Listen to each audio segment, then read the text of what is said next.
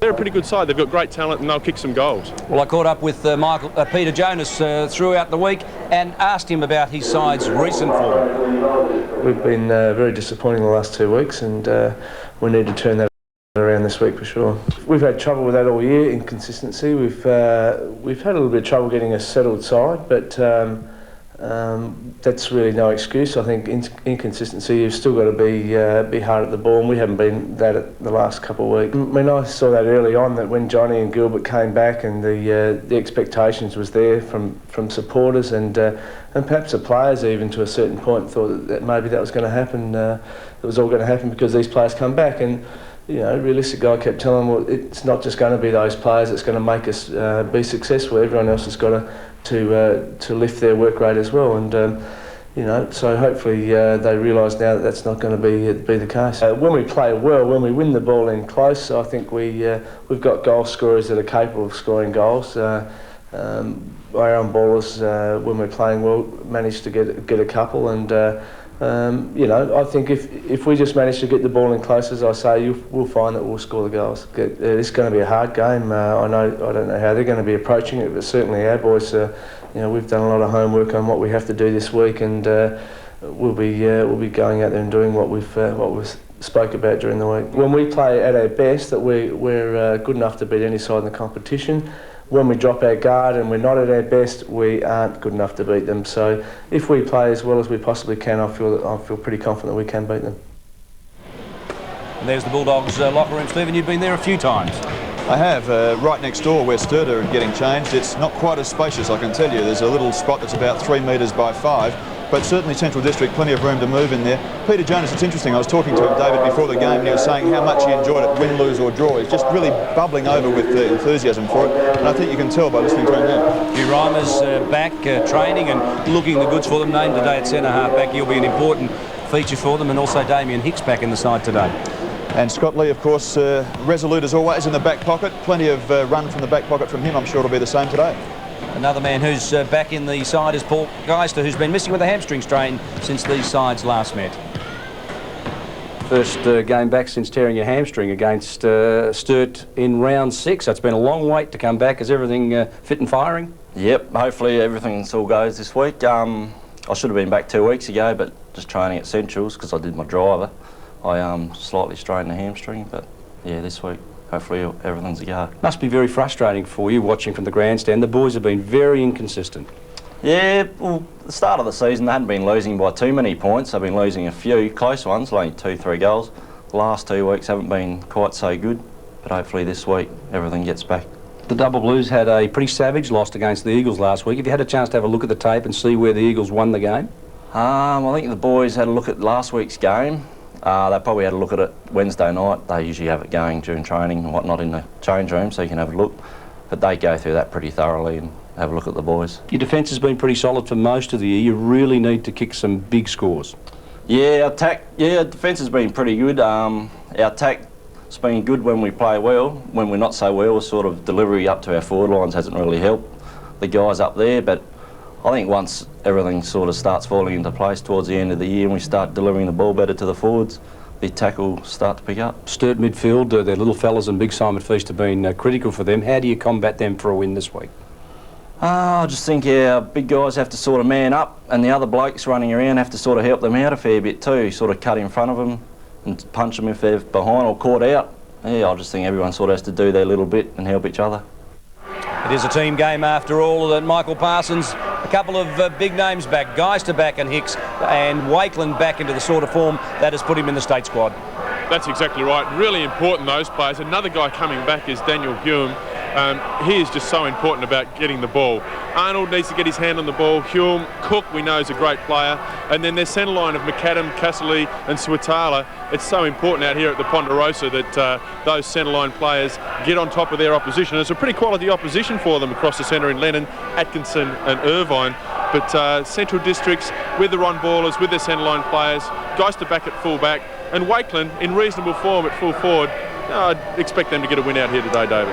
Michael, you've seen a fair bit of Central District through the year. What about McAdam and the influence that he's having? Well, we saw him early where he was really a bit shaky, wasn't he? He played some fantastic football, but just in spurts, and as he's got himself back into the season, he's had a season off.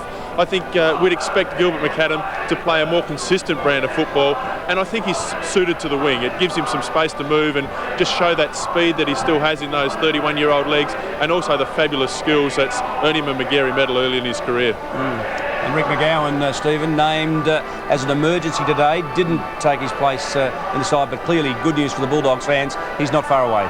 No, I wouldn't think so, and he's a very important player distributing by hand in the middle of the ground. If he fits the pattern, I'm sure that he'd be terrific for them. The double blues are interesting, aren't they? Because I have a little feeling that one of the problems that they have is that they're just not able to score heavily enough and quickly enough, and it'll be interesting today to see if they can bounce back, because a loss last week, it'll be just interesting to see how steely and hard they are about bouncing back. Well, it's interesting you mentioned that, because after their 46-point loss to the Eagles last week, Phil Carman kept his side out on the oval, and he is an innovative coach for sure, and full of surprises. There they are on the ground after the game. Everyone else is gone. The Eagles are off the ground, and Phil is just having a whip around with the boys, Stephen. Interesting, isn't it? Looks pretty controlled and relaxed. I think it's just a matter of going through the things that had happened during the day. I do know that he can get a little bit nastier than that if he wants to, Philip. So in that environment there, it looks as though it's very much a lesson, doesn't it? So I think pretty good idea, really. Well, Phil, like Blighty when he took him through a training run at 3/4 time some years ago at Woodville. Well, you're getting used to some of those interesting drills that Blighty's doing. And, well, Phil Carman wouldn't speak with us during the week. I think the loss affected him pretty heavily. So we spoke with Shane Butler, who was pretty philosophical on the Double Blues loss last week. At 9-3, I think the Sturt Footy Club haven't been used to being in this position too often. So, you know, it was just to reinforce the positives, look at things that we probably did wrong that we haven't been, you know, messing up over the last 6-7 weeks. We started off all right the first quarter. We hit the ball pretty hard, but we didn't get reward for our efforts. Like we kicked 5-7 and, you know, with the breeze. If we had been 8-3, well, it might have been a bit different. So, you know, it was a bit disappointing after the first quarter. There's been a couple of guys that had a bit of a run, and they haven't done as well as we thought. So there'll probably be a couple of changes. Yeah, they're a good side, Centrals. I went down last Sunday and had a look when they played South, and they've got some good players. Though, you know, a bit unlucky down there at Noarlunga, but we'll be looking for a big game this week out of Elizabeth. We look after them a bit during the week at training, and that they don't train as hard as all the other players, and you know their performances on Saturdays have been outstanding really all year. So you know they're doing really well. It's good for the club to have that many in the stateside. I mean, every team is competitive. Even Glenelg, we beat them by a kick down there. So it's not like that. If you're not going to have an easy game, Central's out of Elizabeth will be a good test. We like playing on the big grounds, so it'll be good fun, I reckon. It should be good fun. There's one fellow who wouldn't have played here, Stephen, before, Merv Katinuri. Yes, he's very fast, isn't he? Got a certain amount of ability. Double Blues out first today and warming up fairly early. They just getting some sort of familiarisation with the ground. It's not that different. Here's Atkinson, who's very important. Is he carrying a bit of weight, Stephen? Well, arguable, isn't it? It probably is if you take a line through that shot. But one of the things is that someone was telling me during the week that they felt that Brodie dropped away at about the 20-minute mark of each quarter, with which Sturt fell away a little bit as well. So maybe there's something in the fitness factor, David. He is important to them, and another fellow who is very important to them is Barnaby French, the Sturt rookie. Barnaby, last week's game was pretty ordinary for the Double Blues. Phil Carman kept you out on the ground after the match. What did he have to say to the players? I suppose basically he was pretty disappointed in the effort, in the checking. We weren't really accountable for our players. The forward line probably let us down a little. The back line, as always, have been solid as a rock, but basically just to lift our game. Were the Eagles that good last week, or did you just have an off day? I think they had an inspiration there with Paisley, and they certainly stepped up for that, but we certainly had an off day as well. Training obviously this week has been a bit challenging, I'd guess. Sure. Phil wants us to really switch on this week and see what we can do on the weekend. I think we'll come back twice as strong. Last time you played Central, they had a good, solid win over you, and they made you look a little second-rate. Have you changed much in your approach to this week's match? I think the same thing happened. We weren't accountable for our players, so I think you'll find that we're a lot closer to the players. Just making sure that we beat them at the hard game. Your forward line seems to function when the big fellas are really flying and the little fellas are under the ball. Last week I thought your big fellas were pretty ordinary. That's probably a key to it. We weren't taking the marks, and I think it's our responsibility to step up a little and see what we can do there. Can you beat the Bulldogs this week? Oh, definitely. I think it's a foregone conclusion. Barnaby French on the Port Power rookie list, and it'll be very interesting at the end of the year to see how many of the AFL clubs try to get a hook into him. He's a very talented boy. I think, Stephen, my guess is he'll go on to the power list before the end of the year. I think he's shown enough for Power to do that. There he is, put in at centre half forward. You mentioned before, Michael Parsons, that Burton alongside of White's not your preference. Why would you say that? I'm not exactly sure what your question is there, David. This PA is still going full bore behind me, but Barnaby French that we just talked to then, he's a developing player. He's a big boy. He stands a little bit taller than me and a lot stronger, and he's getting his chance at centre half forward, but I think he just fits the pattern that Phil Carman's got these guys playing when he plays at centre half back. And as I said before, Jeff White, to come out of that full forward line and go and slot into centre half forward, we haven't seen him been given a try there all year, and I just think that when we've seen Burton and White play alongside each other in the full forward line, the Sturt guys running down the field just seem to be in two minds about which way to kick the ball. But I do like Julian Burton at full forward. It'll be interesting to see how it unfolds as the game goes through. And I'll tell you what I like across the centre with Lennon, Atkinson and Irvin.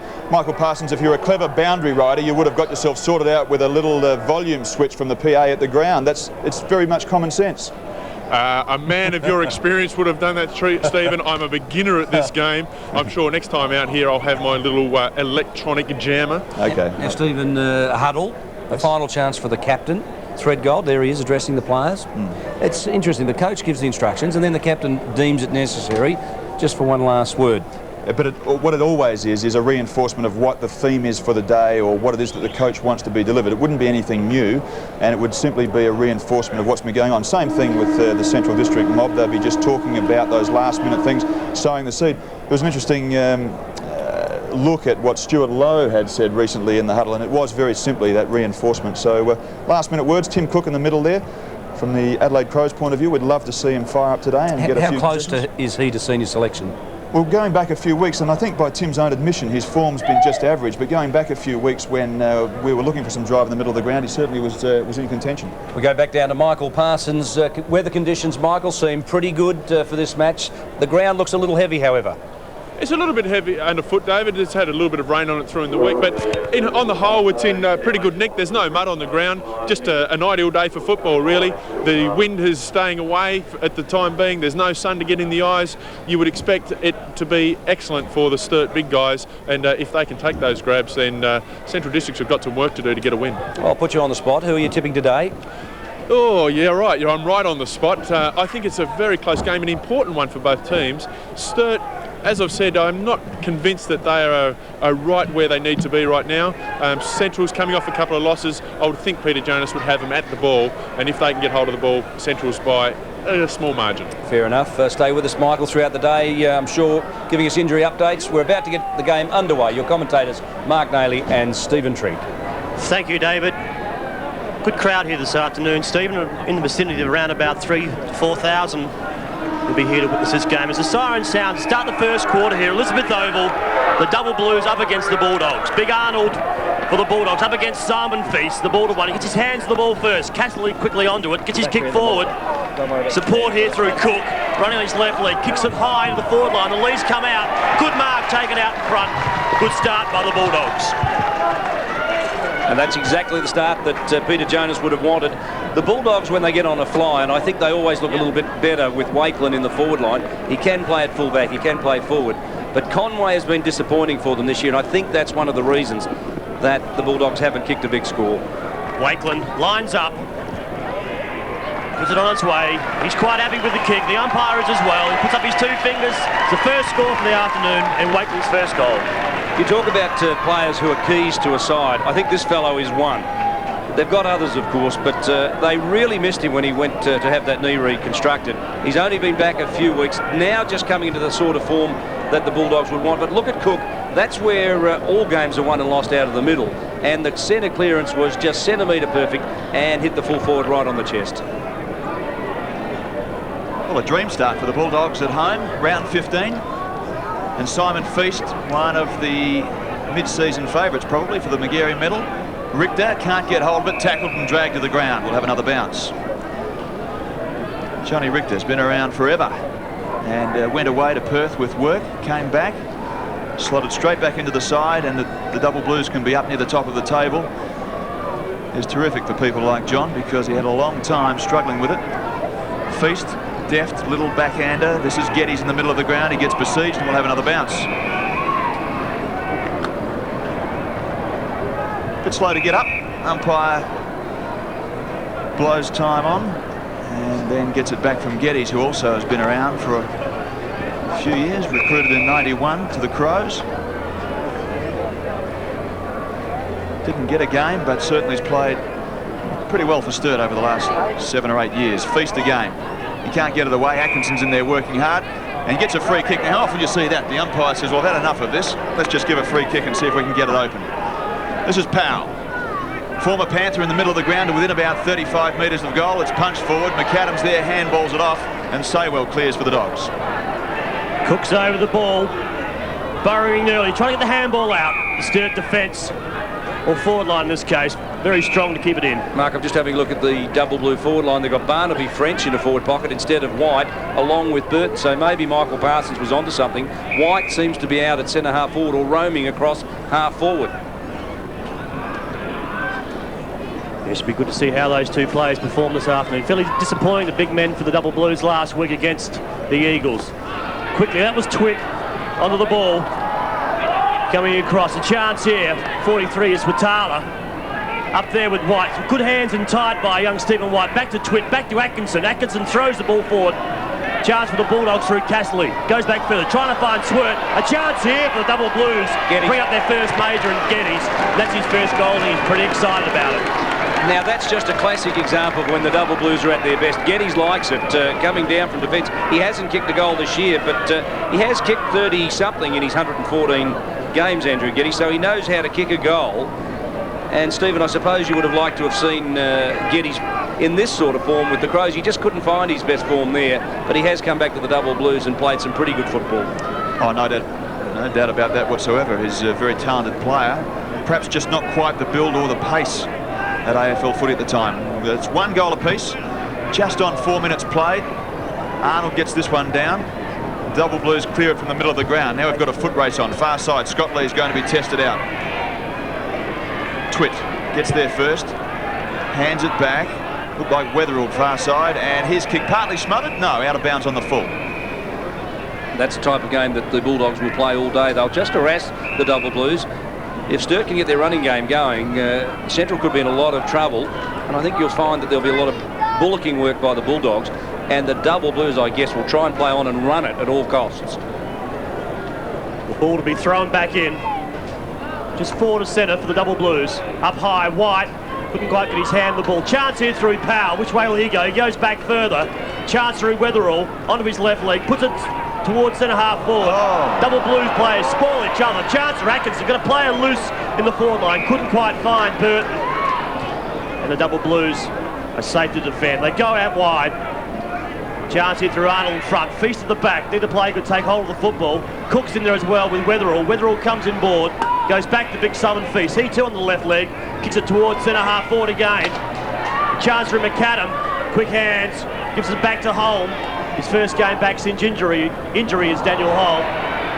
Central District's making it fairly hard work of this, David, as they're going to clear it now. For a chance coming out through here through Mark Jones. He puts it on his boot. He's found his target, and that's Steinberner. This is a fella they'll need running, Mark. If he can get his running game going, the Bulldogs always look better when they run the ball through the midfield. The Steinberner kick goes to centre half forward. There's a big pack of players. In comes Hicks, or Wakeman it was, cleared away. Lennon, pretty neat, wasn't it, to Geddes. Now Lennon's on the run, could take a bounce. In fact, it's not, it's Richter. Inside the half forward flank, and Centrals have done it well. Castley sits back, just about could have paid that, I reckon. Now towards the middle of the ground, and number 10 is Nathan Irvin, who's playing on centre wing. And he's been very damaging, Stephen. His last 3 or 4 weeks have been pretty good. I think Paisley got over him in the second half last week, but when he fires, the double blues look good too. Now Sturt have just got their players, their Ruck Rovers and Roving division sitting back, and Central have been able to defend. They're pushing their followers down. Number 40 is Jared Twitt, right up to the line. A push, says Mark Nally, not on. Everybody stopped, plays it on, brings it towards this side, and the Bulldogs have taken it right on the back pocket. Swatala. Young Adam Swatala, only 20 years of age, his 24th game this afternoon. We must get our boundary right. They're wearing black armbands again, David. We may get Michael Parsons to find out the reason why. We see Richter comes inside through Powell for his 4th touch this afternoon. We'll have a ping at the goals. He goes to the top of the square. Back there is Arnold. Should take the mark, and he does. So Damien Arnold. That's the role that the Bulldogs need. Arnold, if there's been a criticism of him early in his career, he just didn't get back into defence often or quick enough. Really are struggling to get out of defence here, the Bulldogs. The double blues fairly keen to keep it there. Put a bit of a throw over the back right shoulder there. Back to Jared Twitt. Uses his skill and finesse to get around players. Couldn't get around the experienced Scotty Lee, and he cleans up. He comes inboard. Come across to Lewis. Lewis is sat upon by Solomster at the back. A chance here for the Bulldogs to hold it up, which they're quite happy to do. There wasn't support there. There'll be a ball up in the middle of the ground. A couple of keen supporters there wearing their Bulldog scarf, their SANFL hats, kindly supplied by our friendly boys down the league. Pretty good day for footy at Elizabeth Oval. Cloud cover, just a little bit of breeze from left to right. At least for now, probably change around later in the day. The Bulldogs work it forward. They've got a couple of spare. Tim Cook's one. He'll play on inside 50. He's pretty deadly when he gets hold of the ball. Has a look, just picked off by Geddes. Comes out the back and Threadgold cleans it up. Took a knock, but no free kick. And then making the ground pretty well was Geddes. He couldn't quite make that. Stephen Schwartz swoops. Pounced on it pretty quickly, didn't he? Now to the head of the square. Big ride, and Simon Feast. How's that for a grab, boys? Well, that's what we're talking about. The Ruckman getting back into defence and quickly. Chance here, coming back. Soderstrom going back hard. Couldn't take the mark. Chance again through Geddes. That's not Geddes, that player. We'll pick him up in a moment. Toby Kennett. Pature puts it on its way, puts it high. Lenham's there, should have to jump at it, couldn't quite get there. Atkinson roves beautifully off the pack, onto his right leg. He should bring it home, he doesn't. Just couldn't quite bring it back far enough, and it's out of bounds on the full. As we go down to Michael Parsons on the boundary. And the information on the black armbands, chaps, is Bill Ward, past president of the Central District Football Club, passed away during the week. And a note on the weather, the wind is picking up a little bit out of the north. Which means left to right, as Lennon has it on the boundary line. You'd remember Bill Ward, Stephen? Yes, I do. That's very sad news. In towards the full forward line. Burton not quite head down, tail up. They've got the numbers, the Double Blues. Central just sitting back and having a look at that one. A bit lucky to get away with it. Plenty of handball used from the Blues so far, 14-6. I think the interesting one, though, is the Double Blues have been into their forward 50, Stephen, 9 times. Central only 3, and yet scores are locked away. Lenham should take this. Some clever work. A chance to set it up. The Bulldogs are back there in numbers. Good lead by Burton, ignored by Lenham. Needs to put it to the top of the square, give his forwards a chance. He's playing loose here. Comes out, goes wide, looking for White. White's got to jump on him. He takes the mark. The umpire pays it. He does. Possibly Cook, a little bit unlucky not to take the mark in front of White. Clearly, White took it, but Cook came down with it as well and had part of it. The umpire will rule who had first possession. Definitely Stephen White. No, I'm with you on that. It's a White mark, clearly, but the real key there is that nobody was calling in Tim Cook. He was looking around, seeing who was coming, and then realised he had to go. Give him a break, he's a rover. No, he's the man standing on White, should have been grabbing hold of him. I'm just saying he shouldn't have even been in the contest. No, that's always fair. About 178 centimetres versus 200. Well, Stephen White, fellas, between you two argue, he's gone back and he's kicked the goal. That's his first for the afternoon and the second for the Double Blues, David. And no argument with me on that. I actually agree with Stephen Trigg. Rovers shouldn't be contesting with guys who are 6'6" coming out of a centre-half forward position or a forward pocket. Well, to be fair to Tim, he just filled up the hole. He did the job. White's opponent didn't go with him, and Tim was under the pump. Well, it's Hopwood who was the opponent. Now, he was caught a metre and a half behind it, didn't go with the fly, didn't get to the contest. Paid the price. What's the score? 2 goals plays 1 goal, 11 minutes gone. Double Blues are doing pretty well. Remember, they have that little bit of breeze at their back. Arnold gets the tap down. Bulldogs through Schwert. Now towards half forward. Racing at the ball was number 50 is Mark Patura. He's strong, but it's bounced out. Now they're free. Bundled forward. Number 22 is Mark Jones. He gets inside half forward. Handball it over the top from Cotton. Will it go too far? Not quite. And Wakeman responds very quickly. He's second.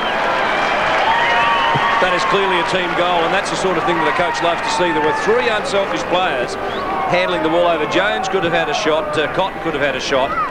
but in the finish, I think the team game was adhered to. Sold the dummy beautifully, drew the loose man, and over the top made a certainty. You can always miss from 15 metres out, but it's very rare players miss when they're on the goal line. And Cotton clearly did the team thing. Scores locked away, 12 apiece. We've played 12 minutes in this first quarter. Chance here through the double blues. Arnold over, also Feast is in there hard. Sturt again for another possession. Pushes that wide. Chance for Weatherall to clean it up. He does that. Comes inside. Needs support through Richter. Back to Weatherall. He kept it in. I think he has. The little man roving the boundary line believes it hasn't. Well, you'd expect that from a rover, wouldn't you? Only went out by about 2 metres, I'd say. Tried desperately to keep it in. Just while we've got a break, I was watching Stephen Sturt. Did you know that it's interesting from a football perspective that Stephen went for a run before the game? I saw him come back and he was quite lathered up, so you'd think he'd be warm anyway. He's got a fairly responsible routine as Stephen Sturt. Each game, his massages on Thursday night. We see McAdam going forward. Chance for the Bulldogs to score, but they can't. The captain, double blues, and Chris Threadgold takes it. McAdam just put the ball into a hole to allow a couple to run onto it, but Threadgold just read it beautifully. The moment it left McAdam's boot, he just took off and filled that hole and just really beat the Bulldogs to the punch.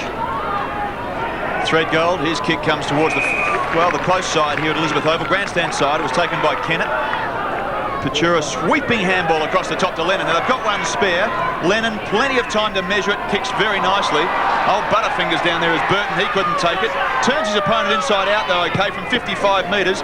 Bit lairish that, I reckon.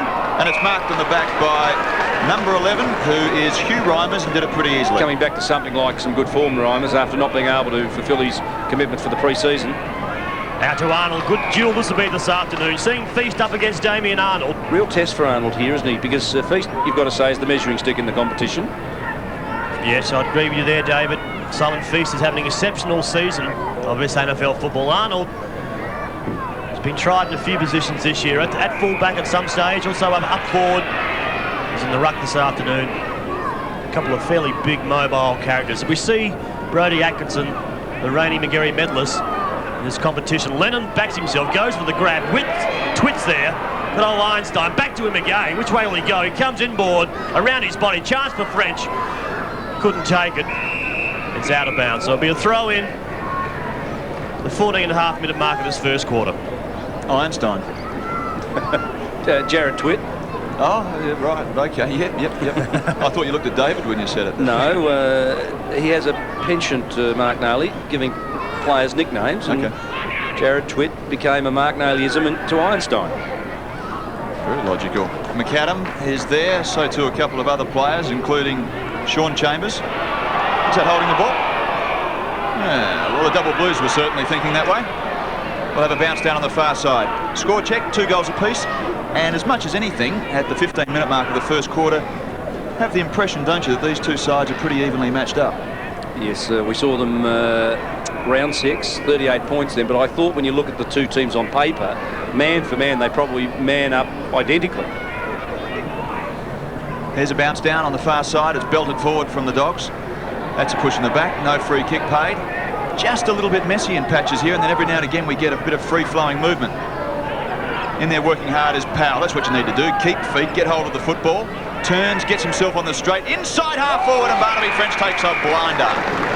Now, it was 2-on-1 in the contest, wasn't it? Reimers was there, Hopgood was there, but Reimers got in late. You suspect just for a moment that Heath Hopwood at 190 centimetres, Barnaby French sitting on 198. There's a fair disparity in height. How do you give a more athletic Wakeland the job, or do you just back your man? That's the rhetorical question. Well, I think you back your man, but Barnaby French from 30 metres out just poked at it. I think he's still got it though. No, it's through for a point. Yeah, it's a debatable point. And if you back your man in that he can do 7 or 8 things better than just in the air, then you're probably most times going to be better off. But every now and again, he's going to be outmarked. There's no doubt about that. Lee drives the ball back over the line. Comes down. Holmes at the front of the pack. Got the handball out. Couldn't quite find his target, and Cook. Double blues again through Richter. Wasn't Richter that play. It was Irvin. Takes him, but couldn't find a player up forward. And the Bulldogs again will try to clear this ball out of defence. Chance through Lewis, puts it up. Feast is there. Well read. Little Jones, he's a terrier of this kid, isn't he? Mark Jones. Reimers delivers the ball pretty well for a big man too, doesn't he? And Jones read it beautifully. So Jones clears it up. Weatherall takes it. Couldn't quite get the kick out. Oops. End up with power. Comes back into Richter. Well, it's not Richter, that player there. Irvin. Again is an Irvin. He's getting mixed up today between Richter and also Irvin. Similar build, similar stature. Back to Cook. The chance for Cook on his left leg. Drives it out wide. He's trying to find Simon Feast. He's found the player in question. Should be paid the mark. Just love the way he goes about it. You know, he was 30 metres away from the contest. As the Central District player turned with the ball, Feast just took off and ran to where the ball was likely to land and got to the contest. Weatherall, middle of the ground, to within about 45 metres, way out in front and taking the mark. The Double Blues have done it pretty well through Stephen White. Now, they've got a couple of potent options, haven't they, with White and French? Just up the front, looming large. Well, David, I mean, we've seen this player the last couple of weeks. Started so well. I think 2 weeks ago he kicked 2 goals in the first quarter. Last week had an opportunity, I think, to kick 4 goals. Yep. He kicked 1 goal out of those 4 shots. Really got started so well last couple of weeks and then just gone missing. Well, he marks beautifully, and if there's a criticism, it's been that his technique is just a little laid back. He leans back. Now, I noticed today he's staying over the top of the ball. I know there's a number of AFL clubs having a look at him. That's a beautiful kick. Oh, it's just a blinder. Now, somebody's drilled him there, haven't they? Because he gets his second, and the technique was just perfect. We watched him on a couple of occasions last week, and he leant back, and Phil Carman perhaps has had a look at the tape. He stayed over the top of the ball. His head was down over the top of it. And not a lot of players can kick true 50 metres out and the ball carries 5 metres post high. It is a prodigious kick, a beautiful mark, and I think consistency is all that Phil Carman is really looking for. Just watch how relaxed he is on the kick. Just through the line of the ball. Little bit of breeze at the back, knew that it would do the job. Perfect kick. There's 3 other games being played around the state this afternoon. We see at Richmond Oval, West Adelaide up by 6 points. Other game down at Noongar in the Southern Vales, we see South up by 3 points over Port. And the other game of the day is North and Nord at Prospect, and Nord up by 6 points. Bulldogs swoop on it and then bring it towards the boundary line, where there's an interchange about to be made. And we'll see Radley Moller coming onto the ground. Well, I guess the plan is to double team Feast. Richter comes off as well for the Double Blue, so a double change. Moller on, Arnold off, and Katineri comes on for the Double Blues. Weatherall round his body again, up forward, trying to find Barnaby French. Couldn't quite get control. Lewis comes wide.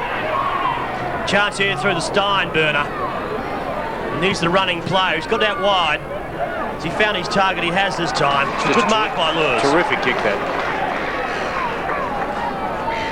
So Simon Lewis on the outer wing, puts it up high. In front was Conway, couldn't take it. That was Cotton. Plays, socking off the ball. Chance here for Danny Holm. Just needs to run onto it. Does he get the good bounce? He does get the favourable bounce. Puts it over the weight. It's going to be his 3rd for the quarter. Oh. He's hit the post. 15 metres out. On a slight angle, running in, David. He's missed the goal. A bit of pressure. Even the best players miss those, and you hit it right on the head. Look at the effort by Threadgold. He was 10 metres from the contest. Ran him down. Lennon cut across the boot, so there were players coming everywhere. And just that little bit of pressure makes all the difference. Still should have kicked it probably though. 3-1 plays 2-1. Time on's looming. 20 minutes gone in this first term.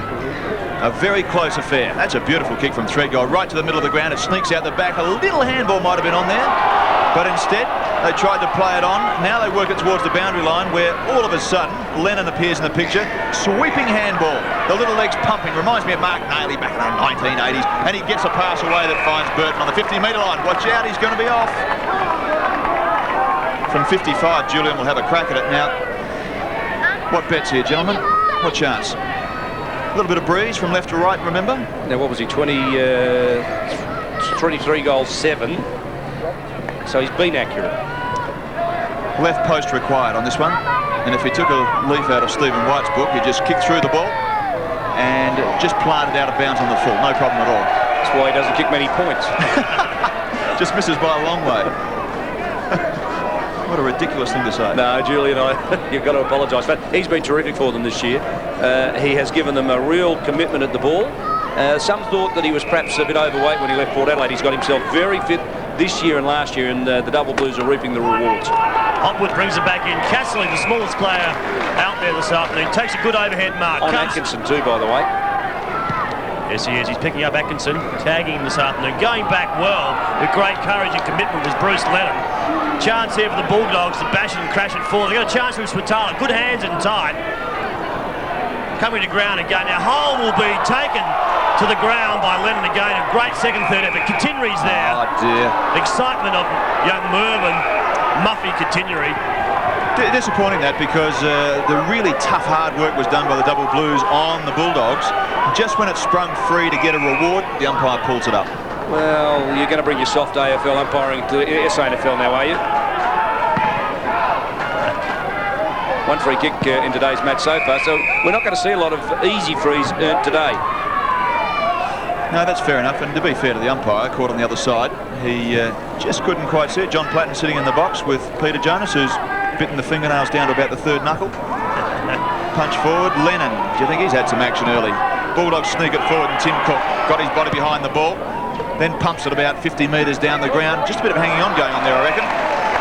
Cotton's taken it, though, at half forward in the number 1 jumper. Looks pretty strong, doesn't he? Yes, strong player is Jared Cotton. One of the strongest going around, man for man. If you pick him up, played a bit of football up forward last year, a full forward, also out of the pocket. You're getting one out, very, very hard to move. So see a little kick being put forward by Chalmers. He found Cook, who's covered some ground, and Cook should go back and line up for his first attempted goal this afternoon. Young Tim Cook, so far this season, has had 18 goals. 3 behinds. Will put it on its way. He does that lovely left leg of his. He pushed it across. I think he may have just slightly, and brings up a behind. So 18 goals for Tim Cook this season. We see the Double Blues still hang on to a 5-point margin. Yes, he's been a prodigious goal kicker, hasn't he, after his first 50 or so games, when I recollection he only had about 20 or 25 goals. His last 50 games have produced somewhere in the order of 70 goals, so he's really increased his goal ratio. So Continuary comes through, left leg, tries to find Twit. He's found the player. Good use of the football. He's looking for the lead. Burton puts his player off. Gave himself 1.5 metres over the player there in Geister, but the ball couldn't quite make the distance to find Burton's chest. The ball will be thrown in forward pocket for the Double Blues. Now, I'll just remind our viewers that throughout the afternoon we'll be putting across the bottom of our screen the winners of our double passes to next week's state match at Football Park. And as you saw there, Mark Martin from Aberfoyle Park has won. Stay tuned as we announce the rest. Mark taken on the last line of defence by Gilbert McAdam. Possession's a bit rare for him. He's been called to play on. He pumps it towards the far side of the ground. Lewis is there providing some protection and support. Now there's not a player in sight who's going to provide chase, so the Double Blues are just off balance for the moment. In towards the middle of the ground. Hicks couldn't quite get there. Now the Double Blues can defend it, and they should have a spare one at the front because of the lack of chase. Irvin to feet, probably just a little bit slow now to take advantage of it. 1-on-1 at the front. Here's Burton. Across the top it goes from White. If the big fella can get moving, he can. He's got the goal. He's third. And you think about the type of start that the Double Blues would have wanted coming here with a very poor record at Elizabeth. You see the way they've run and charged. The Bulldogs have thrown everything at them, but their big men have just caused a problem. White has 3, Geddes has 1 running down for defence, and it's predominantly been White who has caused the problems, and Hopwood is still having some mobility problems across half forward. So the Double Blues kicking with a slight advantage of a breeze here at Elizabeth Oval. We've played 25, 26 minutes nearly into this first quarter. Holm over it. Atkinson decides to soccer the ball forward up towards that player we just talked about, and young Stephen White. Great courage coming out hard there was Heath Hopwood. The ball spills clear. It should find the safety up the boundary line. It's going to be kept in. It is. Jared Cotton keeps it in. The number 1 Guernsey throws it on his boot. This may have gone about. Good pressure there by Bruce Lee and also by Murphy Continuing. Fair bit of Sturt support here today, gentlemen, by the way. Good pressure, tackling, harassment. You just sense that since about halfway through this term, the Blues have done it a little bit better. I think that's true. Wakelet started off well, didn't he, with a couple and got the double blues firing, but got the Bulldogs firing, but Sturt have been doing all the attacking since. The Blues kick it in towards that forward line, right to the 50-metre line. Crowd's starting to get a little bit actively involved in this. Well, they're a good crowd out here. Nice. Now, is that a mark? No. Clearly. Unless they've changed the rules. The umpire was right on the job, wasn't he? It's bounced up wide. Couldn't quite make position. Chalmers is in there also. Atkinson, another possession in this first quarter. Kicks it forward. Scotty Lee. The evergreen Scotty Lee, that is. Goes one way, then darts back through the other. Saw the player running out wide and Geisen. Now Geisen should run under this, pick the ball up. He gets the bounce. Good pressure shown by Julian Burton to keep the ball in the area. Now chance here for the double blues. They just need to sort it out, but the ball beats both players. As we hear the quarter time score here, David, and the Blues, great opening quarter, they lead by 11 points. And you'd suspect that Centrals know the importance of this match. 6 and 6, so 6 wins, 6 losses coming in. The double blues threw away one last week. The Eagles were awesome in their attack. Phil Carman kept them out on the oval after the game and just explained that performance is the key. Now Hotwood has been the difficult man. I think he's done a great job at full back for the Bulldogs, but they brought him out to half forward and he's picking up Stephen White. White has 3 and really has led the charge for the Bulldogs. Yes, 11 points the difference, and the double blues have made the break. Central, of course, have the breeze in the second term. Stay with us. We'll be back in just a moment to see if they can take advantage of it.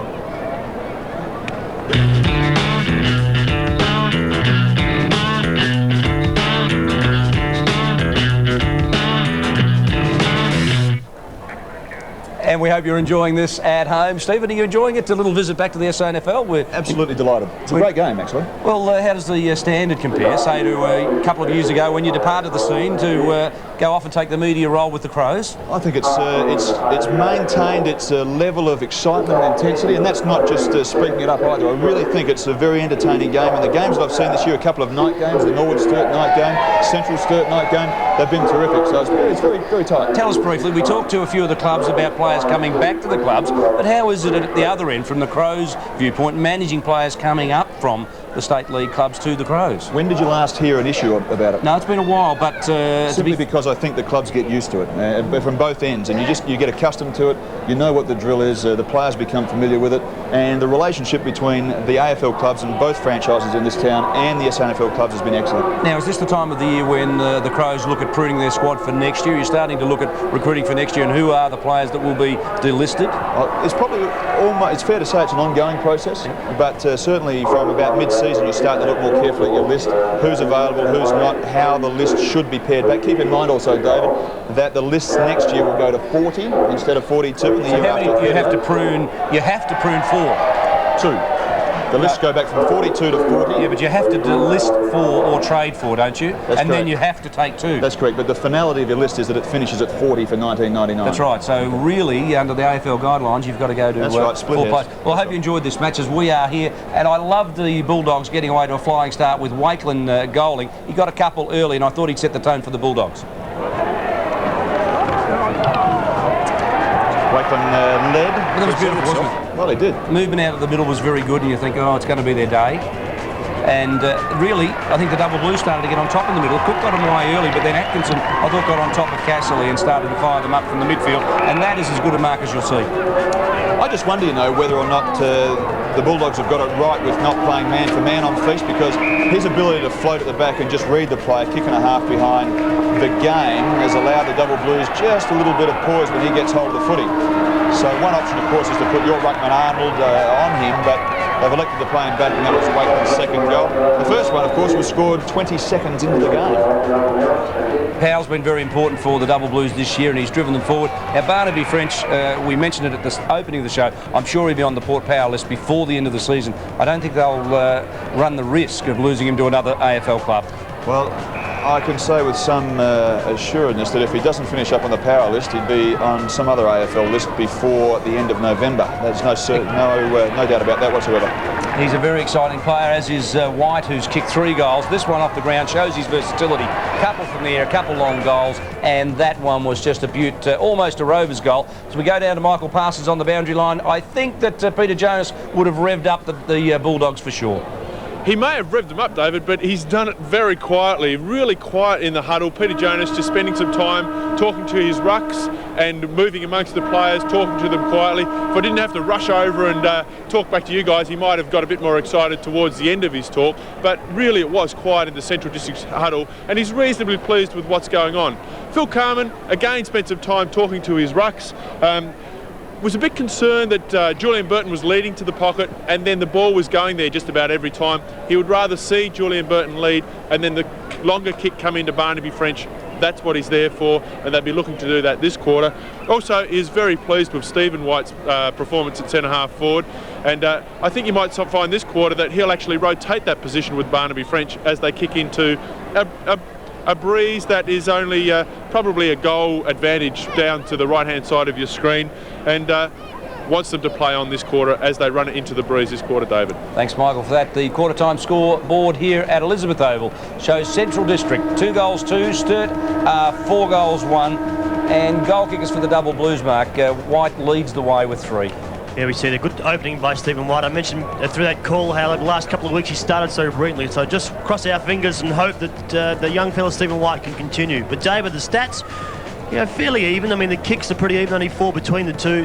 Your handballs really are even, as you can see. Marks are even, but really, I mean, the hit-outs at the moment, they're great duel between the Arnold and also Feast in the middle sees Arnold on top.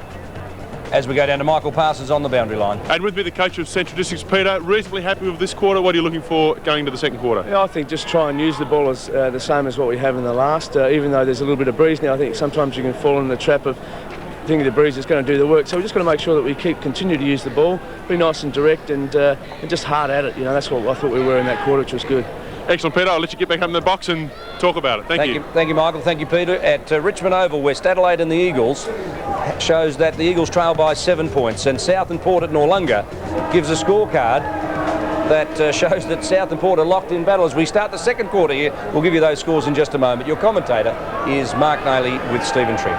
25 plays 14. Start the second quarter here. Elizabeth Oval. Big Simon Feast puts his hand up. Arnold sharks the ball, takes off the pack, goes forward. Chance here for the Bulldogs, but back there with safe hands. The mark's taken by Robertson. Scotty Robertson goes wide, looking for the running player. This player here is Johnny Richter. He's just looking for his teammates to make a bit of space. Terrible kick by John Richter, but he's found his target in Lang. Well, that's Geddes. Lang this afternoon had a bit of a stint in the earlier game, so Geddes puts it high. Good mark taken in front again by Barnaby French. Just too tall, Stephen. Just far too tall. There's Stephen White. He's absolutely killing them across half forward, and between he and French, they've really got hold of the Bulldogs' defence at the moment and presenting a very potent attack. They need something a little bit more, don't they, from someone like Big Arnold, who's taken it on the back plate. His little kick across ground finds Stephen Schwert. Old Schwert, he takes off this way and that, and then goes towards centre wing. And again, the Double Blues sitting back do it pretty well through Patura. Sun shining at Elizabeth Oval. Double Blues won the reserves by 16 points. And once again, Stephen White, just see if he can't take another mark down there. 5 and 1 for him in terms of the marks, 4 big marks. But the kick is sadly astray for the Blues. They come wide. Scotty Lee comes inboard, finds Danny Holm. Just taken by Johnny Richter. He goes wide with the handball. Chance here for Hopgood. Comes it back again. So a little bit of maybe indecision there by the Bulldogs. You see Jared Twitt ends up with it inside the 50 metres. Wasn't Toby Kennett just magnificent the way he read that ball? It was terrific, but the pressure that the Blues are putting on is extraordinary. Isn't it? I mean, they're really putting it on, and Central are looking all over the place, not too sure of which way to go. Jared Twitt puts it on its way. Chance in front there for Burton. Couldn't take it. McAdam fakes the handball, goes back wider. Finds the play this time in Castley, and he goes wider still to find Chambers. Chambers is pounced upon, should receive the free kick, and he does. The umpire blows his whistle. It's fair enough. It was a good contest by Lennon, almost a professional free kick. He knew that if Chambers took the mark, he was off. I think just slowing it down is part of the way the Double Blues go about it. There's Chambers back to Castley. The umpire's found a free kick downfield. Danny Holm just held without the ball, so the ball comes forward. Chance through Sturt, he goes wide. Terrible kick by Sturt. Cotton's there, can't take it. Off the ball is Maloney. Maloney puts it up, but Danny Holm's there to recover. Again, Scotty Lee around his body. Sees the player in short in Cotton. Cotton left leg, goes wide, looking for Hicks. In front of Hicks was Lewis. So Lewis back quickly, gets his head around. Looks forward, chance out front for Wakeland. Can he take it? He doesn't. And Threadgold's there to defend. In there, Castley also. The Double Blues are quick to get him. Arms in the air. It's my turn, my kick. Did we see the player down there, David? Wakeland. Yeah. He went for the contest. And he just got rolled over the top of. It's a bit like being run over by a truck, really. Great defensive work from Threadgold, wasn't it? Not only spoiled the ball, but made his opposition pay. Every now and again, you need your fullback just to stop them, don't you? Because the opposition get a run on, and you just want your fullback to do the job. He did it there, Threadgold. Now Patura. That's a long and high ball outside the corridor. Makes it a bit hard for Jared Twitt. He would have nearly paid that. Oh, the umpire did. What's he paid? No, he had a mark. He had 3 bites at that. First, second and third, and the umpire gave him the third. Twitt plays on. The run is there from Lennon. The Double Blues look fairly accomplished when they go inside the half-forward line, right towards the head of the square. This is danger for Central's offhand. White, he can't just quite get through there. McAdam's been forced back from his centre wing to defend, and they set upon him very quickly. Well, Geister did beautifully then, because White was balanced, ready to kick the ball, and Geister's second effort, you watch it as he comes out of nowhere, grabs him and takes White to ground, just as White was ready to dispatch that famous left foot towards goal. Barnaby French, big fella there, down on top of McAdam. It's a knock forward. Scotty Lee reads it best, takes it. Up forward again, Simon Feast should have taken the mark. He couldn't quite get to Pachua's finding it. Keep his eyes over the football. He does that, releases the ball to Feast. Feast fakes the handball, goes across to Powell, who started so well early in that first quarter. He's got a driving kick on him, has Matthew Powell. Bruce Lennon back to Powell again. This time Powell puts it onto his boot. Looking high again, there's White from behind. He was 2 or 3 deep. The Blues have the numbers. Good work in tight there by Jared Twitt. Atkinson ducks his head. He's got the free kick. I think he has. A little bit lucky to receive that. Well, luck's a fortune, but you've got to be over the top of the ball. You've got to be making the ball your object. So he grabs the ball, takes off. Now, did he duck? No. Well, he just crouched. And, really high, well, to be fair, the umpires haven't paid soft free kicks today, and given their propensity not to pay some others, I think maybe that one could have been play on as well. So Brodie, inside the 50 metres. Kick from around about 40, slips over as he kicks, and as it made the distance, I don't think it will. Bulldogs quickly, now Burton's taken high. Oh, he gets the free kick, I don't think he will. I think that was a fair tackle. And it was Geister again who's applied a couple of bear hugs, so he's right in the thick of things, poor Geister.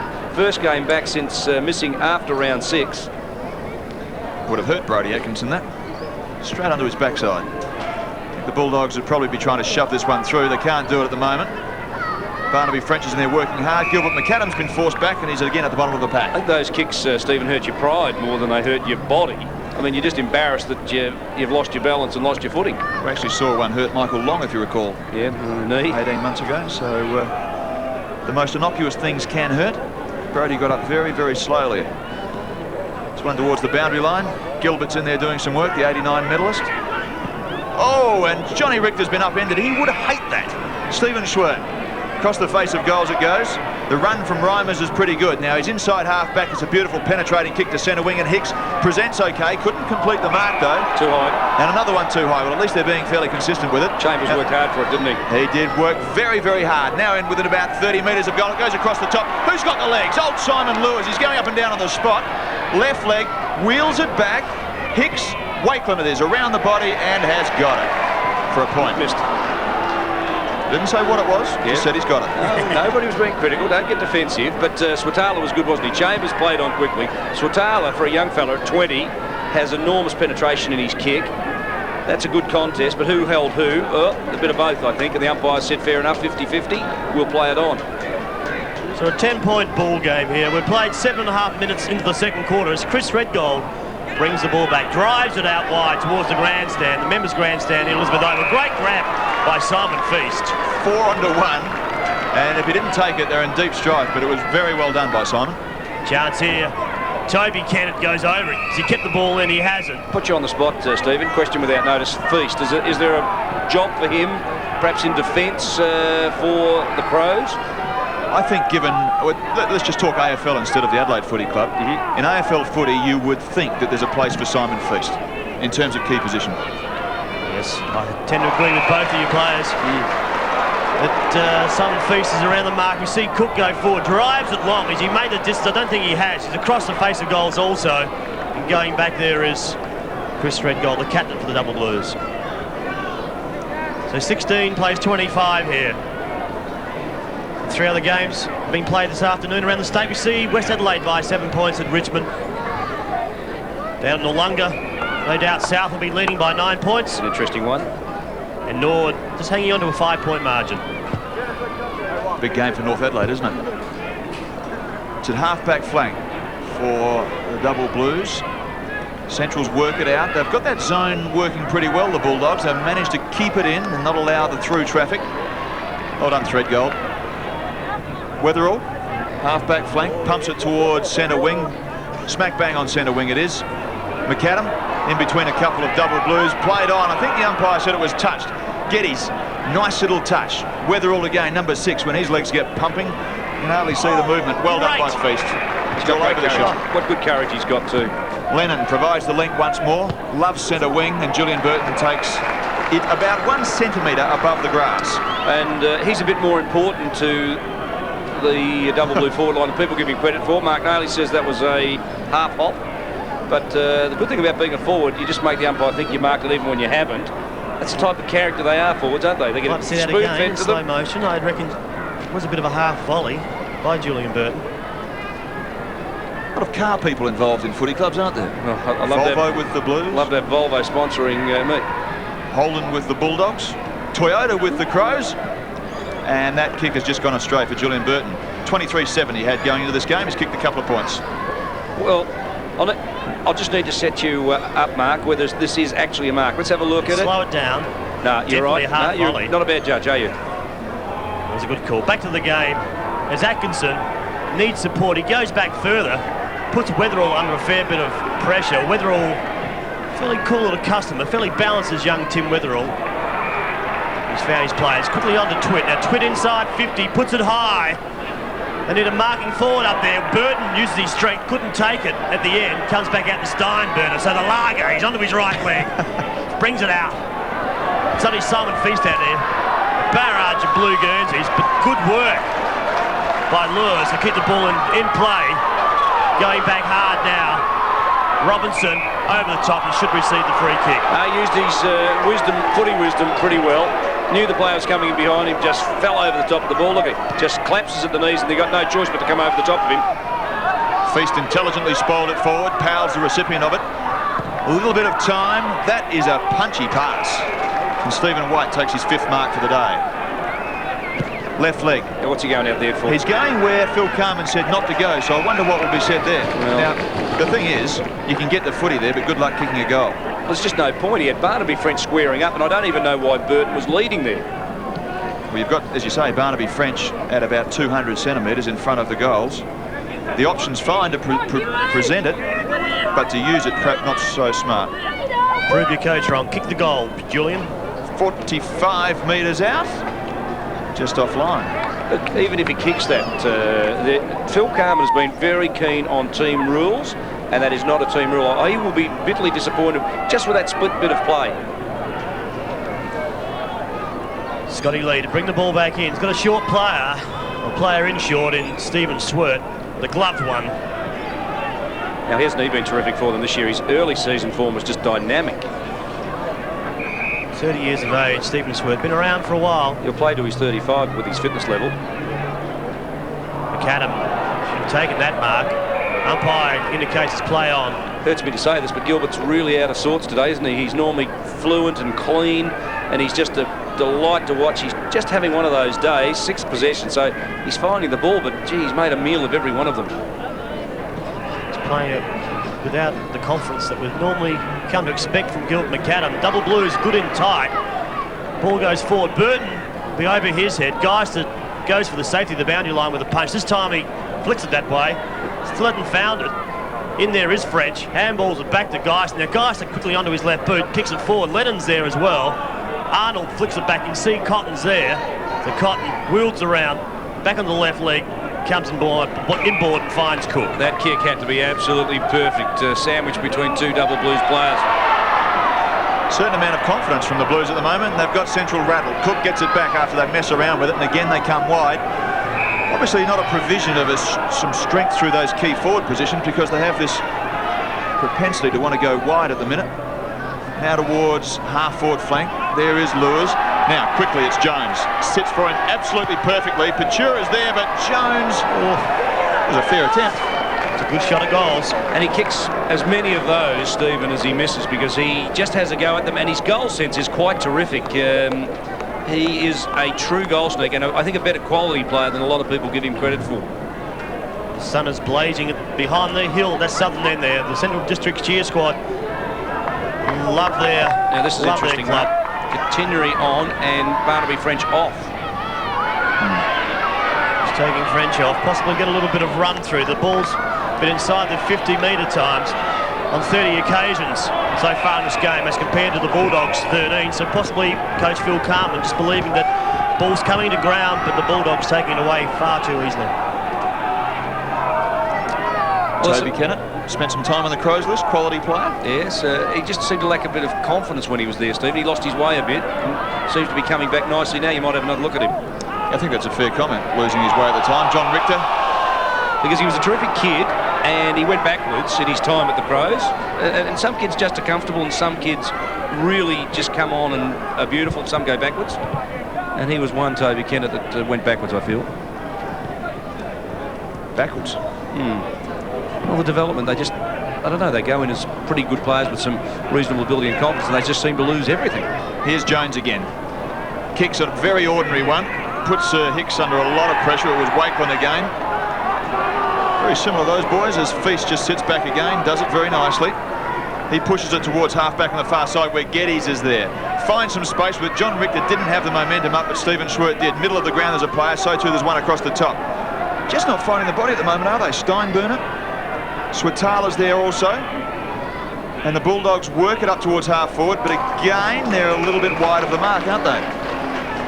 This reminds me of Glenelg before they started their collapse. They pushed the ball naturally wide, and I think Central are going to have to be very careful not to fall into that trap. Well, they should know their own ground. I mean, there's too much space in the flanks here to get messed up out there. Plus, you have a look at their goal-to-goal line. It's a big, strong goal-to-goal line. You think they'd just be playing it straight down the middle and not worrying about the flanks.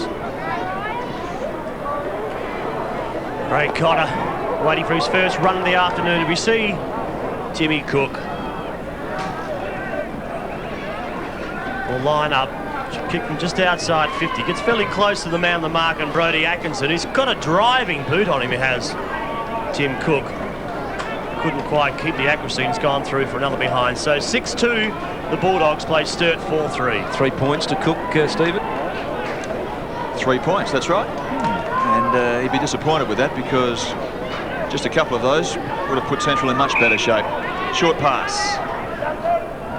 Plenty of space on a zone. When you defensively set up a zone, as Central did there, there's lots of space to work to if you are the Double Blues. Now Atkinson, haven't seen much of him over the last few moments.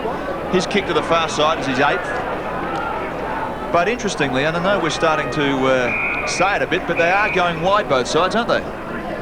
McGowan off, McAdam off, and coming on was Cotter. So Gilbert, I think the coach has realised, maybe just needs a little time out of the game, refocus and come back on shortly. He's a quality player. Double Blues, another chance to go forward. Ball's high by Weatherall, realising the strength's up there. What can Burton do? He goes back, uses his strengths, keeps the player out in Geister, and takes a good strong mark. And Geister's a very big, strong man, and on that occasion, Burton had the sheer strength just to out-body him, stayed with the eyes on the ball. Now, that's an important mark in the goal square at this time of the match. Centrals are 18 and just staying in touch. It's a 9-point ball game. He puts this one through. Just gives you bit of confidence as you go into half-time. This could be the first goal of the quarter for either side.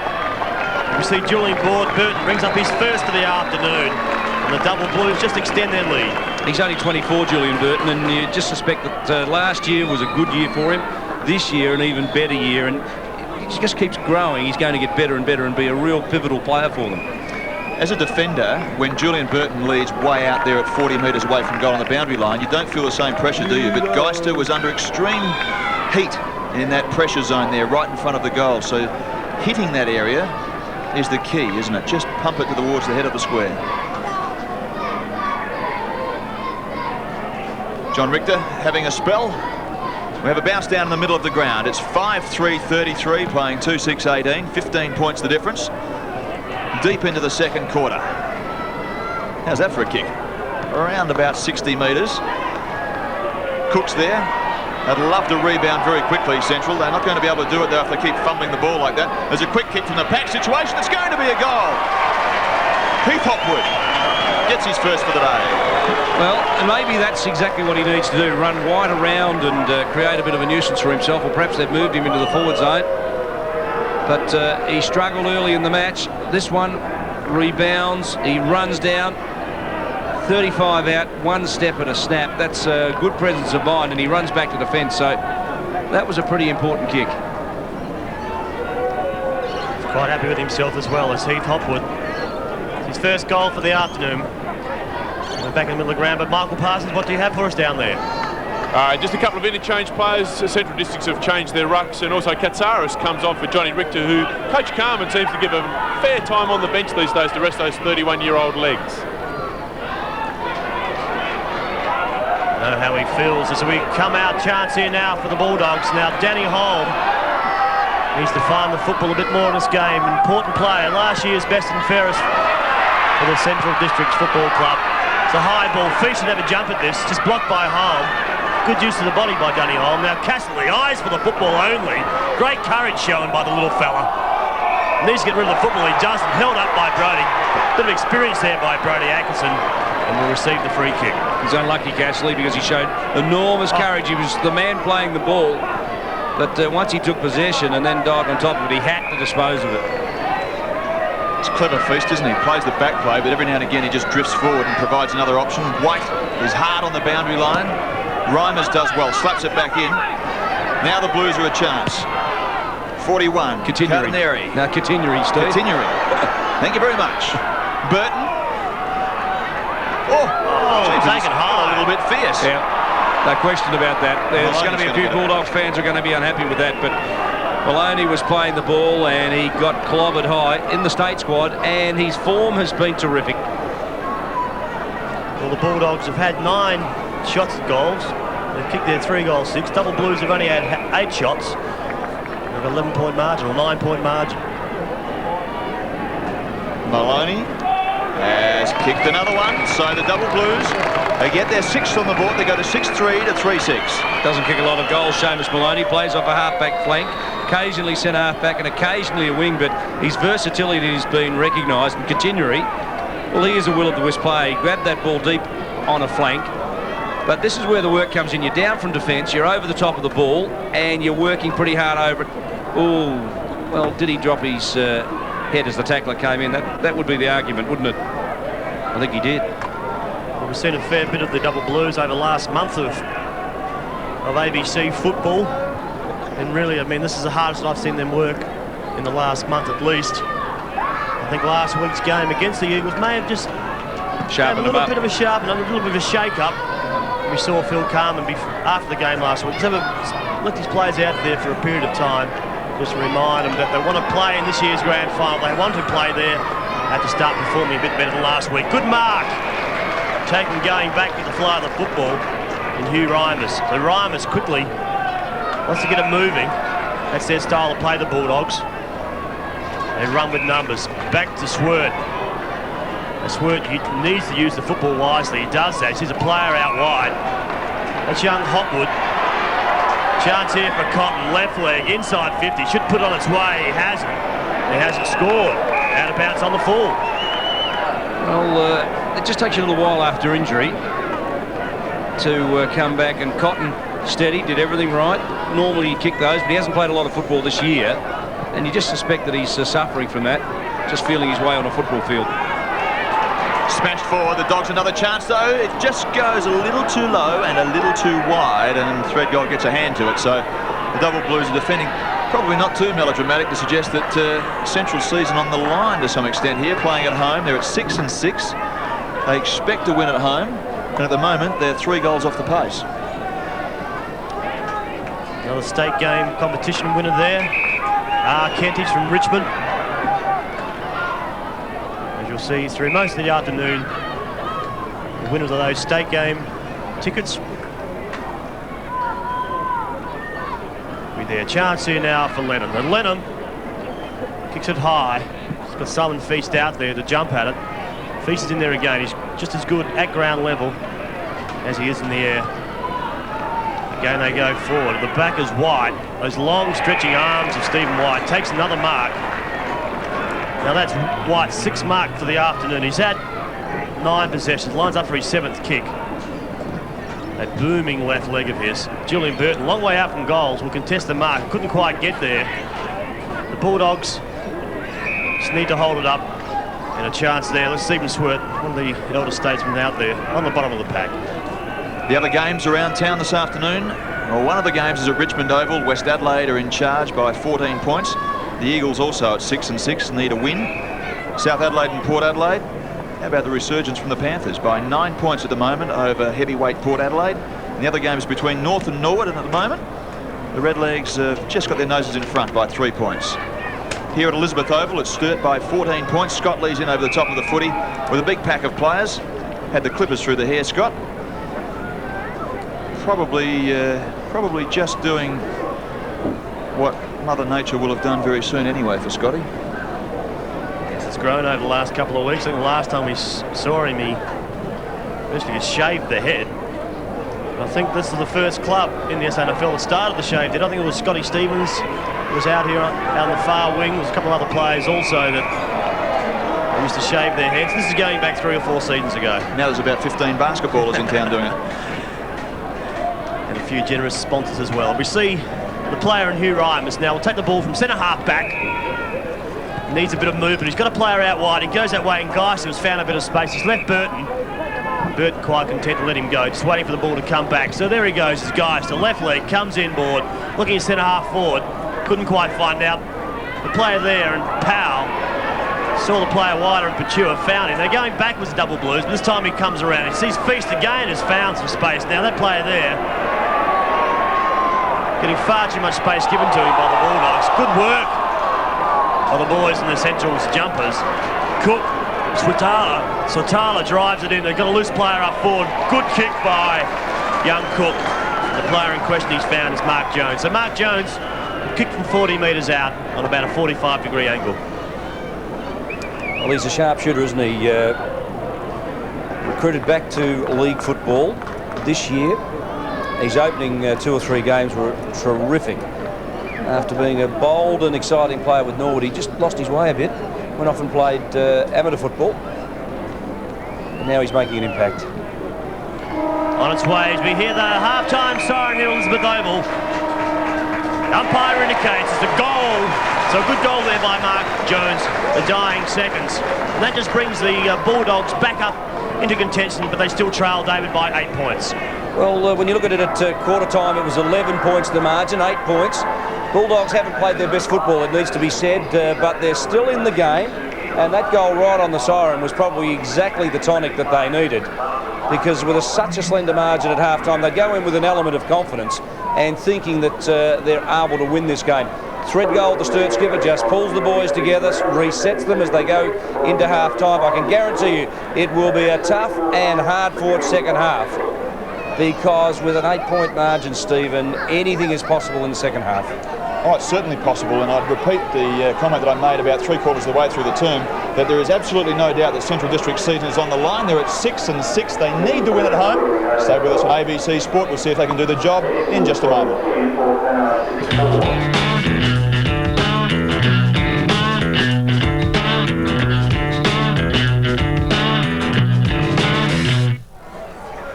Well, I hope you're enjoying it as much as we are bringing it to you at Elizabeth Oval. A great crowd out here, as they always are. A very parochial and vocal crowd, aren't they, Stephen? Very noisy crowd. It's much better if they're on your side than against you. Well, stay with us throughout half-time. Put the kettle on. I think you'll enjoy what we've got. We do our regular AFL preview. Remember, of course, that the Power and the Bombers are playing at the MCG today. Last score check we got was a 6-goal margin in favour of the Bombers. Sadness for the Power fans. Tomorrow it's the Crows and Hawthorn at Football Park, and we'll touch on the state game next weekend versus WA, and we'll also have a little bit of time to visit with Michael Noonan, and we have dinner with Paul Geister and Michael Wakeland, two of the boys who are performing pretty well here today for the Bulldogs. Who does the cooking?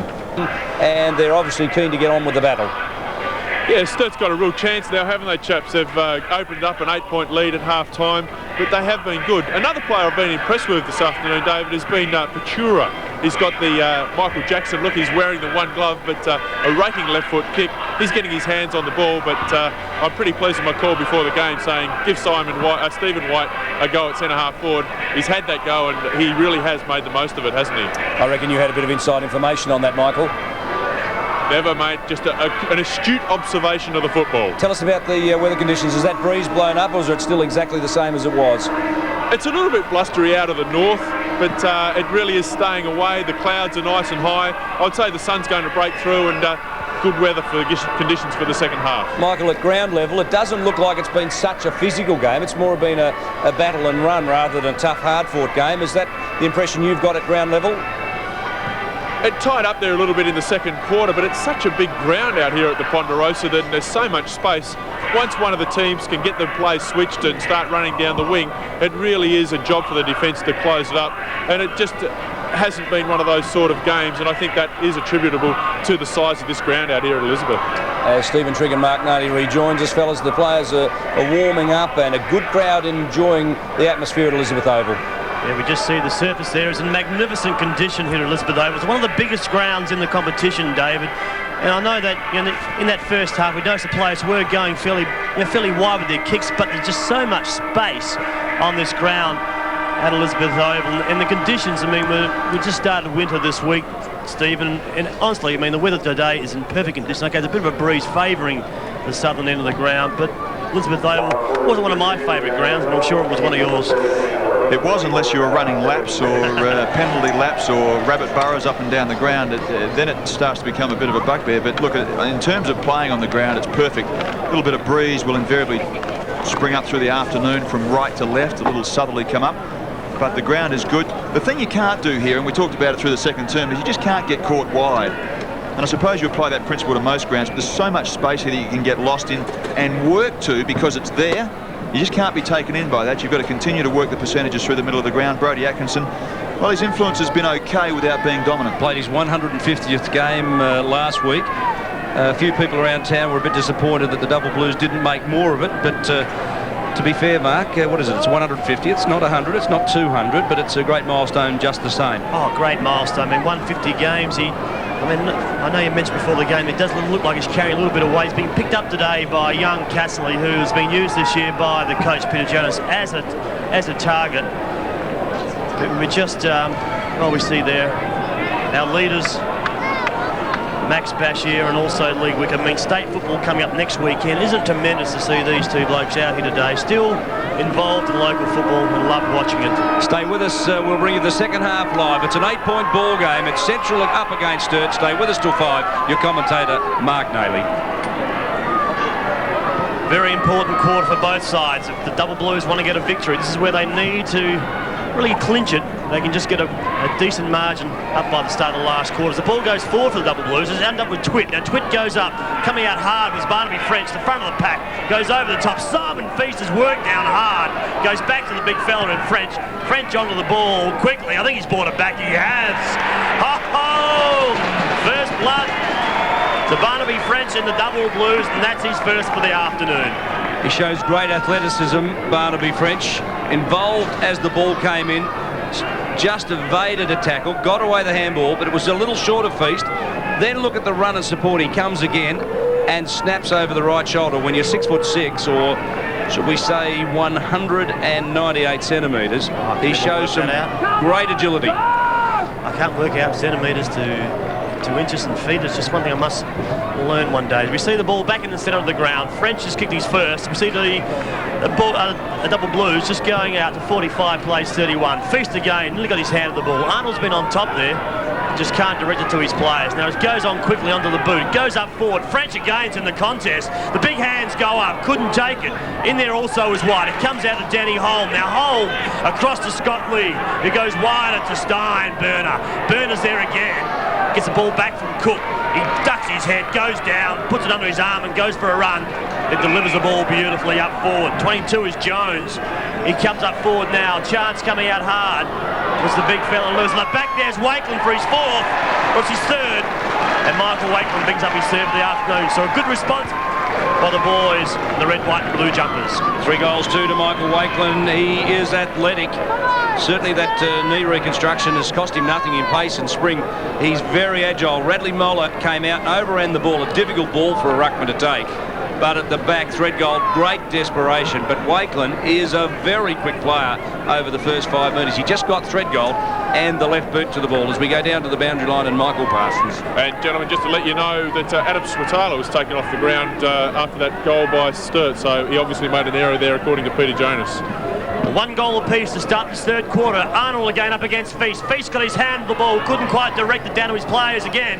Feast is in there still fighting, gets it out to Powell. Now Powell, plenty of balance, plenty of strength, is caught, should be paid against him as holding the ball, and it is. Steinburner was terrific. He not only grabbed him, but he slung him at the same time, off balance, and didn't have any support, had nowhere to go. They're going forward again, but back there, Seamus Maloney. So Maloney get back quickly, head around, looks up forward. You're happy with him being in the state squad, Mark? Oh yes, he's been quite an accomplished player this year, having his best season in a number of years. Wakeland well up, out on the wing for the Bulldogs, goes back in, drives it high. Maloney's in there again, and the back is going to be Lewis. Neither player could take it. Lewis knocks it out. Scott Cook suckles the ball forward. In there also is Chambers, tackles the player to the ground, couldn't quite dislodge the ball. Atkinson cleverly brings the ball back into Richter. Richter, the centreman, just saw the player out the corner of his eye and beautifully disposed it and finds Barnaby French. Now Barnaby could kick this. He'll kick from 52 out. He's a prodigious kick. There's a slight breeze at his back. You see that weight work since he's joined the Port Power side. A former rower, so his upper body strength and definition has definitely been shown over the couple of seasons. But Barnaby French, from outside 50, slight breeze favouring him. He hasn't made the distance, but a good mark's taken by Julian Burton. Is it or isn't it? I don't think it is, and a behind has been registered. French is a powerful fellow. Only 6 senior games. Came down from Ironbank after being drafted by Port Power. They like what they saw up there, and certainly with what we've seen so far this year, he hasn't let them down. 9 points the difference. And the double blues hold that little advantage. Stephen Schwert, that's clever, across the top. Towards the path of Cotter. He's going to be set upon by Irvin. Quick kick, gets a free kick down the field or at the spot. That's a bit contentious, that. No, it wasn't after, it was during. It was a push in the back. And the ball will come back to Cotter. His ball up towards the half-forward line. It's about 60 metres from goal. Drifting in and taking the mark once more. The man the boys were just talking about, number 39. Kicked a goal in the second term, Seamus Maloney. His short pass finds Lennon's. Provided a nice little link today. Just backward of centre. Look at that for a penetrating kick. Out taking the mark. Good bit of courage there too from Daniel. Daniel held his ground pretty well. He could hear the stampeding herd coming behind him. Started on the bench, Daniel, but quality play. Now you look at the double blues bench too, by the way. You've got Wharton there. Continuary is also there. But a tall, a small, and they're pretty well served. And Katsaris, the other one, with real leg speed. Bounce inside 50 for the double blues again in there. And put up forward. The ball came from Irvine. Couldn't quite find Burton. Burton's in there again. Twit, the little youngster. Ironside cleverly brings it back to Atkinson, who ducks his head once again. The umpire calls play on. Steinburner's in there as well with Matty Powell. Neither player can come up with a football. The umpire will run it again. Got a free kick in the second quarter. Yeah, but he ducked. I think if he hadn't have ducked, the umpire might have given him the benefit of the doubt. But when you duck, you really negate. Do you recall the one in the second quarter? Yeah, do you think it was the same? Soft one, yeah. But I think the umpires generally just get sucked in once again, not more. Sturt with a little chance inside half forward. Burton is there. put some pressure on, haven't they, right at the front of the goal square? Pushing the back, no. Umpire ball. Toby Kennett's second effort there was just terrific. I think the Bulldogs were running away with it, and Kennett just flayed himself over the top of the ball and just held it in for a bounce. You can just sense, fellas, that all of a sudden this game is just starting to find a little bit of desperation, just a little bit more commitment shown by both sides. Yeah, I reckon if you stay within a few points of each other, there's going to be a real urgency towards the end here, knowing the consequences of losing for both. Ball's run towards the line. It doesn't quite go over. The umpire's just about going to have this one again. In fact, the boundary umpire will take it. Just to check on the score, 7-4 to 5-7. It's 9 points the difference. The Double Blues have just that little bit of breeze. But as I said before, so often at this ground, it swings around from right to left towards the last quarter. So it'll be interesting to see what happens there. Laid down. Oh, beautifully done by Holm. Sturt overran it. Stephen, not so flash. Really needed to take it with you. And again, back in over the footy, and Toby Kennett wraps it up for a jump ball. Toby Kennett hasn't had much of the ball in terms of possessions, but you know, he's had 8 possessions. But the work he's done off the ball has been terrific. Great desperate work, some good shepherding. They're the sorts of things I'm sure that Phil Carman will notice. So 17.5-minute mark. This third quarter, still a 9-point margin. Double Blues with a chance to extend it here through Johnny Richter. Hasn't missed that one. That's his first for the afternoon. The old stalwart brings up another Double Blue goal. 230th game today to Johnny Richter at 31, the oldest player in the Double Blue lineup. Scotty Lee, of course, is the oldest on the ground at, he's just turned 35, Scotty. But John Richter, you'd suggest the way he's playing, if Phil Carman uses him on and off the bench, as he is as a real genuine pinch hitter, this fellow who has endured some tragic seasons with the Double Blues, now set to enjoy the rewards of being a top side.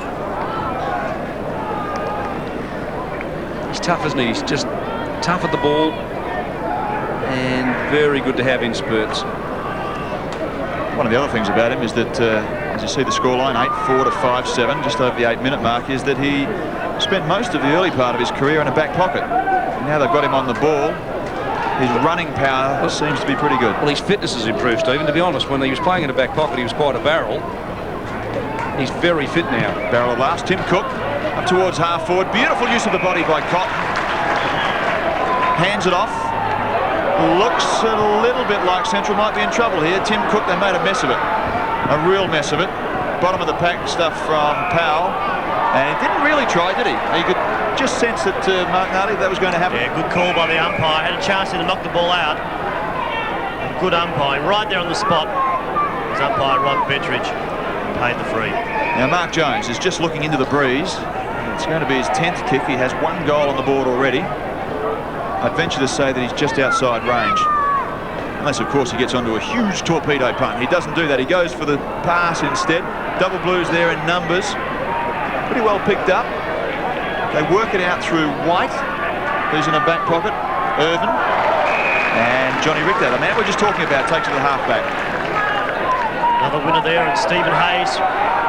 That's another double pass, David, to the state game next week. It's great to see. Mature ends up with it onto a driving left leg again. Goes up this time looking for White. White goes back. So does the clever Scotty Lee. Takes a good mark. Comes White. Disposal not that good. Couldn't find Danny Holm. He doesn't look fit this afternoon. Ducked his head. No urgency. Twit ducked his head. Good umpiring again by the men in white. Lets the game flow. Holm really is running up and down on the same spot. Finds young Tim Cook, the rover. That was just very intelligent umpiring. Then a lot of perhaps lesser experienced umpires would have called for a free then, but when he ducks his head, it's all over Red Rover. Mark Jones is a class act. Finds Lewis, who's just got himself a little bit of space. 1 step, bit dangerous sometimes. Threadgold's there. A little bit of hanging on going on, but the umpires called it play on pretty well. Robinson to half-back Soderstrom. He's been quiet. They've got a spare 1 and half forward if they can get it there. Weatherall takes off, takes a bounce. Lennon provides some protection. The Weatherall kick's okay. It carries about 50 metres. They're going at it pretty hard and strong now, I can tell you. Geddes trapped. What's the decision there? No prior opportunity. Do you like that rule? I like your terminology. Well, he takes the ball, tackled straight away, no chance to get rid of it, goes to ground, didn't have a chance of getting rid of it, said the umpire. I reckon this is the best umpiring I've seen for a long time, and I hate your AFL umpiring, Stephen. I think at that level, playing too many grandstanding free kicks. My AFL umpire. They're the coach. The ball being bounced in front of the members stand here. Elizabeth Oval, big fella there in white, has been moved into the ruck to give Simon Feast a bit of a break. The ball goes up forward. The ball couldn't be taken by Patura. You won't see many better marks than that. And Patura, in sheer frustration, couldn't believe that Jones marked it, gave away a 50, turned a non-chance of a goal almost into a certain goal. Well, that's the shortest 50 I've ever seen. It's 25. Yeah. Yep, fair enough. 25 it was. Well, it's not a certain goal, is it? It's a good rule, 25, I reckon. I do too. Sometimes there are infringements that are just in between, aren't they? Mark Jones, outside 50, pushes it wide and drags it back. Won't make the distance. Back there this time is Feast. Good pressure applied. Over the top there was Cotton on his left leg. I don't think he's kicked his goal. No, he hasn't. One finger up.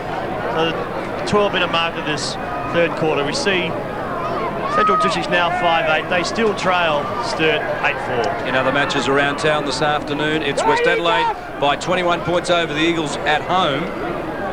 South Adelaide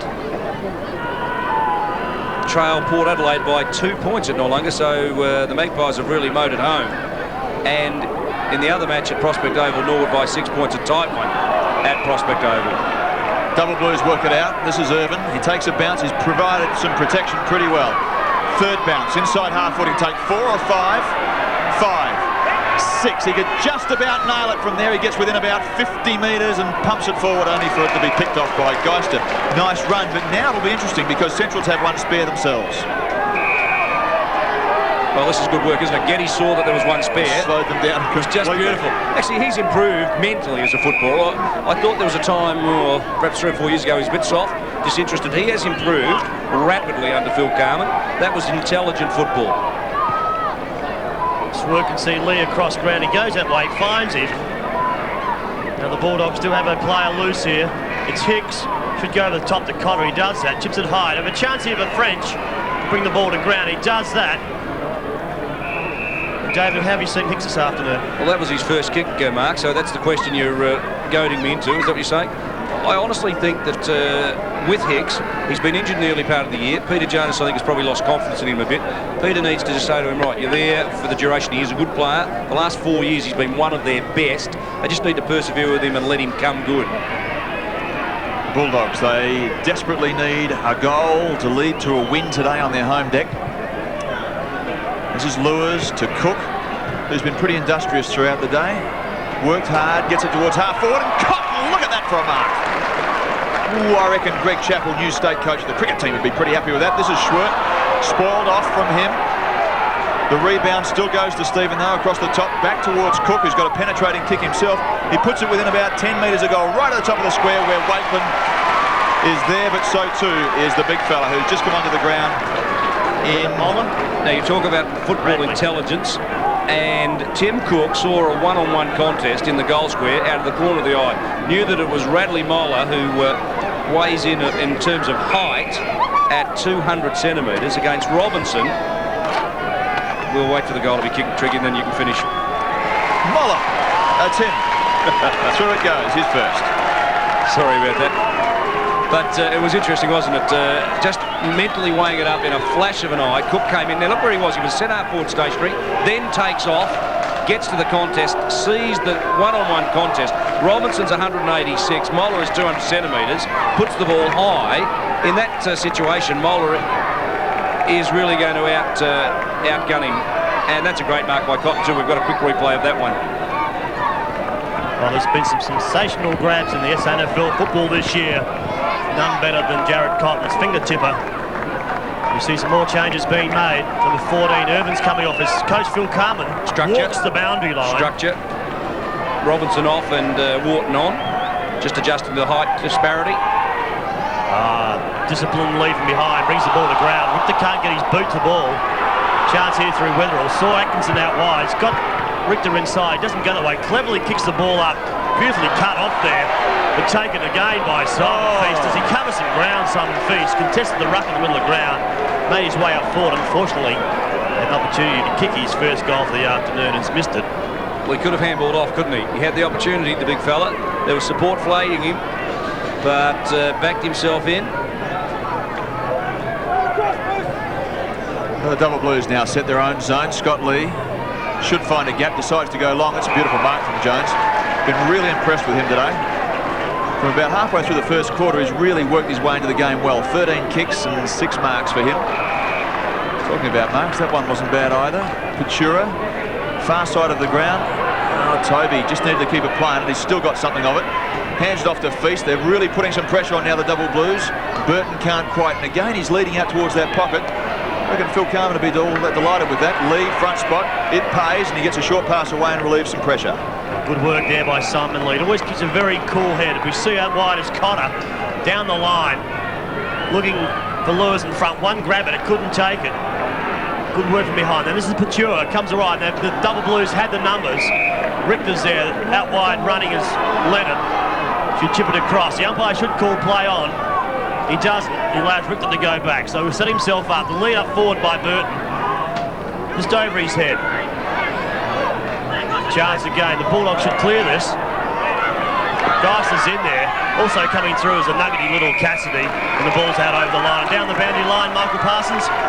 Yeah, the Central District's half-back and full-back line are working very hard, but we're positioned right across to half-back line, and it's becoming evident that the Central District's guys aren't prepared to make the run and supply an option once the ball gets over towards the centre line, and I think that's where they're falling down. The ball's just coming back at them too easy.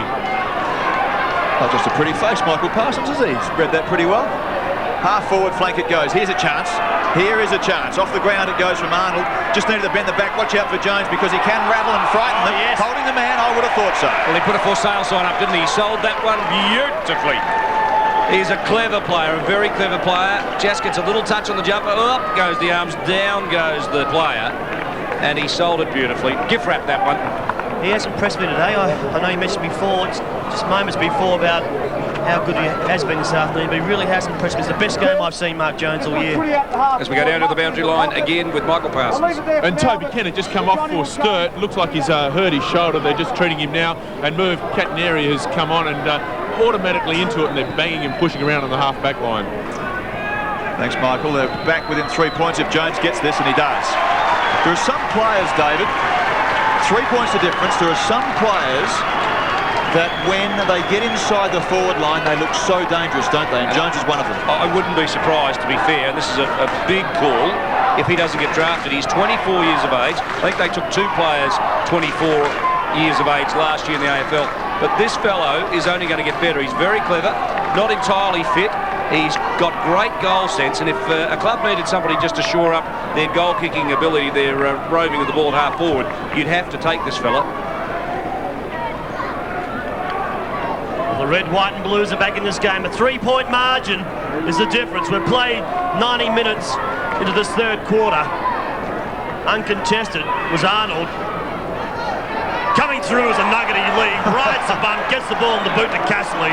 Castley couldn't find a teammate up forward, and Matty Powell takes it back to Patura, or across to Patura. He drives it long. Again, at the back there as Hicks has been moved on the half-back line. Chance to Cotter over the top of Sturt. Now Sturt, a little bit of pace onto the right leg. Where I have been fairly critical this year of Stephen Sturt in a couple of games where he has been forced onto the right boot. That's your only criticism of him, though, isn't it? He's been a very, very good player. Gilbert McAdam limbers up on the boundary line, and you just suspect, as you said a moment, the momentum shifted to the Bulldogs right at this moment. Crunch time of the game. Cartanieri is in close. A little bit of holding going on. The umpire's seen it that way. He'll give a free kick towards the Central District boy. Far side, it's Arnold. Arnold, hands off. Now they're a chance inside the 50-metre line. Big pack of players. Lewis, just one little mitt to it. Couldn't quite take the ball. Was never going to with one hand, to be fair. Working hard at the bottom of the pack. Leonard needs to get inside. Now he does. Hands it off. Double Blues can make a break for it here and go. Now watch for Irvin. He hands it back. Soderstrom, looking like the Greek Adonis. He is a well-built boy. Robinson. Wharton, raking kick. Robinson went off just a moment ago, of course, and White's taken another one on centre wing. It must be terribly hard, Stephen, with all the players at this AFL. I mean, thanks for coming back and helping us out today, but it is tough. Well, some of them look the same, to be fair to them. Wharton and Robinson. Geister, after 8-week layoff, comes back and pumps it towards centre-half forward, where Maloney is lurking, and his kick finds Burton. Burton well up the ground, up towards the centre. Weatherall's been quiet in this quarter. Continuary under extreme pressure there by Geisler. Cotter goes for the wing with a soccer. Feast is in there once again, doing some great work at ground level. Burton's in there as well. Some strong, desperate and committed footballers out there at the moment. We see last up will be Daniel Home, David, who really does, or Holm that is, who really does look as though he needs to run. Yes, he does. Last year's best and fairest winner for the Bulldogs, and when he plays well, they generally go pretty well. You're quite right, he's had 5 kicks, 8 handballs, but not the influence that he generally exerts on a game, and that's your point, I guess. Starting to puff a bit there, Feast. So am I. Well, it's 2-on-1 all day. It's ground level. As we see there, Stephen plays again. Young Cassidy, definitely one of the smallest players going around now in our competition. We see another winner there on our screen from Port Vincent. So some of our country viewers participating in our local football. Scott Stevens looking on from the crowd. Central player who hasn't played a lot of league footy over the last 12 or 18 months. As I said, it's a critical time. Atkinson just barrels it forward with strength. Powell back out towards Patura. His kick to half forward. White, 2-on-1. The spoil's okay. They just needed the competition, didn't they? Irvin, Cotter. The Feast tackle was okay. The White tackle was okay. Geddes. Here's the run now. Cartinieri from about 50. Hands it off to Lennon, who, if he can get a runner, that'll be okay. Brings it back, but not far enough. Through for a behind. 4 points the difference.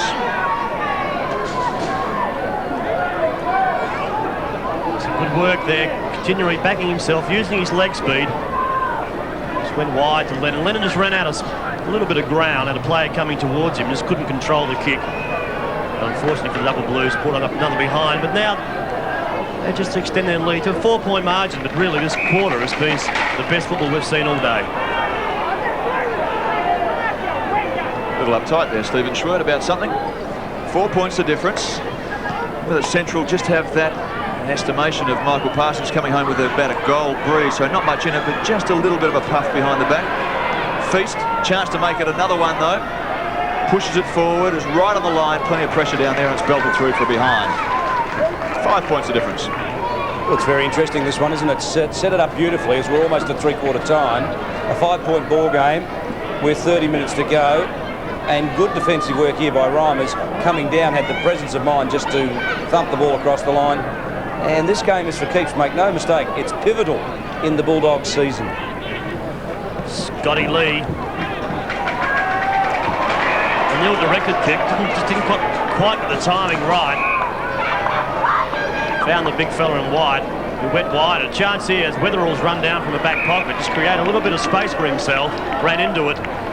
He's taken the mark and should have a shot at goals. So young Tim Weatherall. Works hard, doesn't he? Yeah, so I think it was a Bow Hannah boy, wasn't he, David, I think? Up from the hills. Played that competition, won a male medal up that way as well before he came down and started playing junior football with the Double Blues. So inside 40 metres is young Weatherall. Beautiful disposal. He's happy with the kick. That's his first for the afternoon from the back pocket, dare I say. And the Double Blues now move out to a 10-point margin. That's when the Double Blues are at their most dangerous. Irvin uses the ball beautifully. A back pocket player coming down, unmanned, by the way. Gets 38 metres out before he lines up and kicks a goal. A great effort by a back pocket player, and this fellow started his career as a rover, but hasn't he turned into probably the state's best back pocket player? 18 possessions, and we've got an 11-point game. 9-7 to 7-8, 25 and a bit minutes into the third term. The last term looms as being a beauty. Spoiled down, Lewis does okay.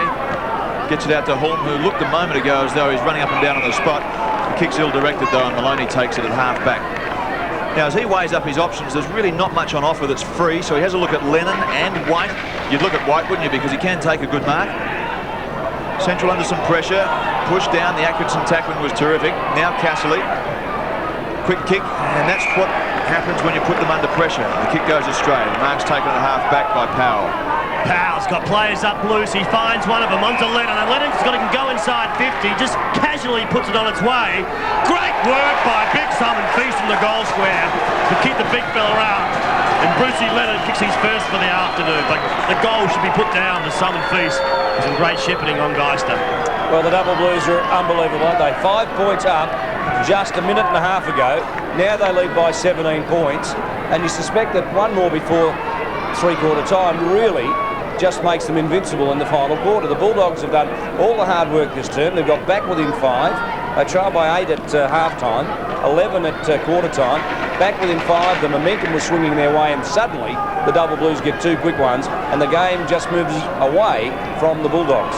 Good little patch, isn't it? Sturt have kicked 4 in this term. Central have kicked 3. And Simon Feast, we thought a moment ago he was just dragging the chain a bit.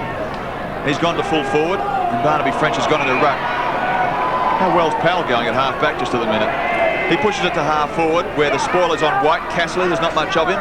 He's nuggety, but he is courageous. We'll have another bounce down right at half-forward for the Double Blues.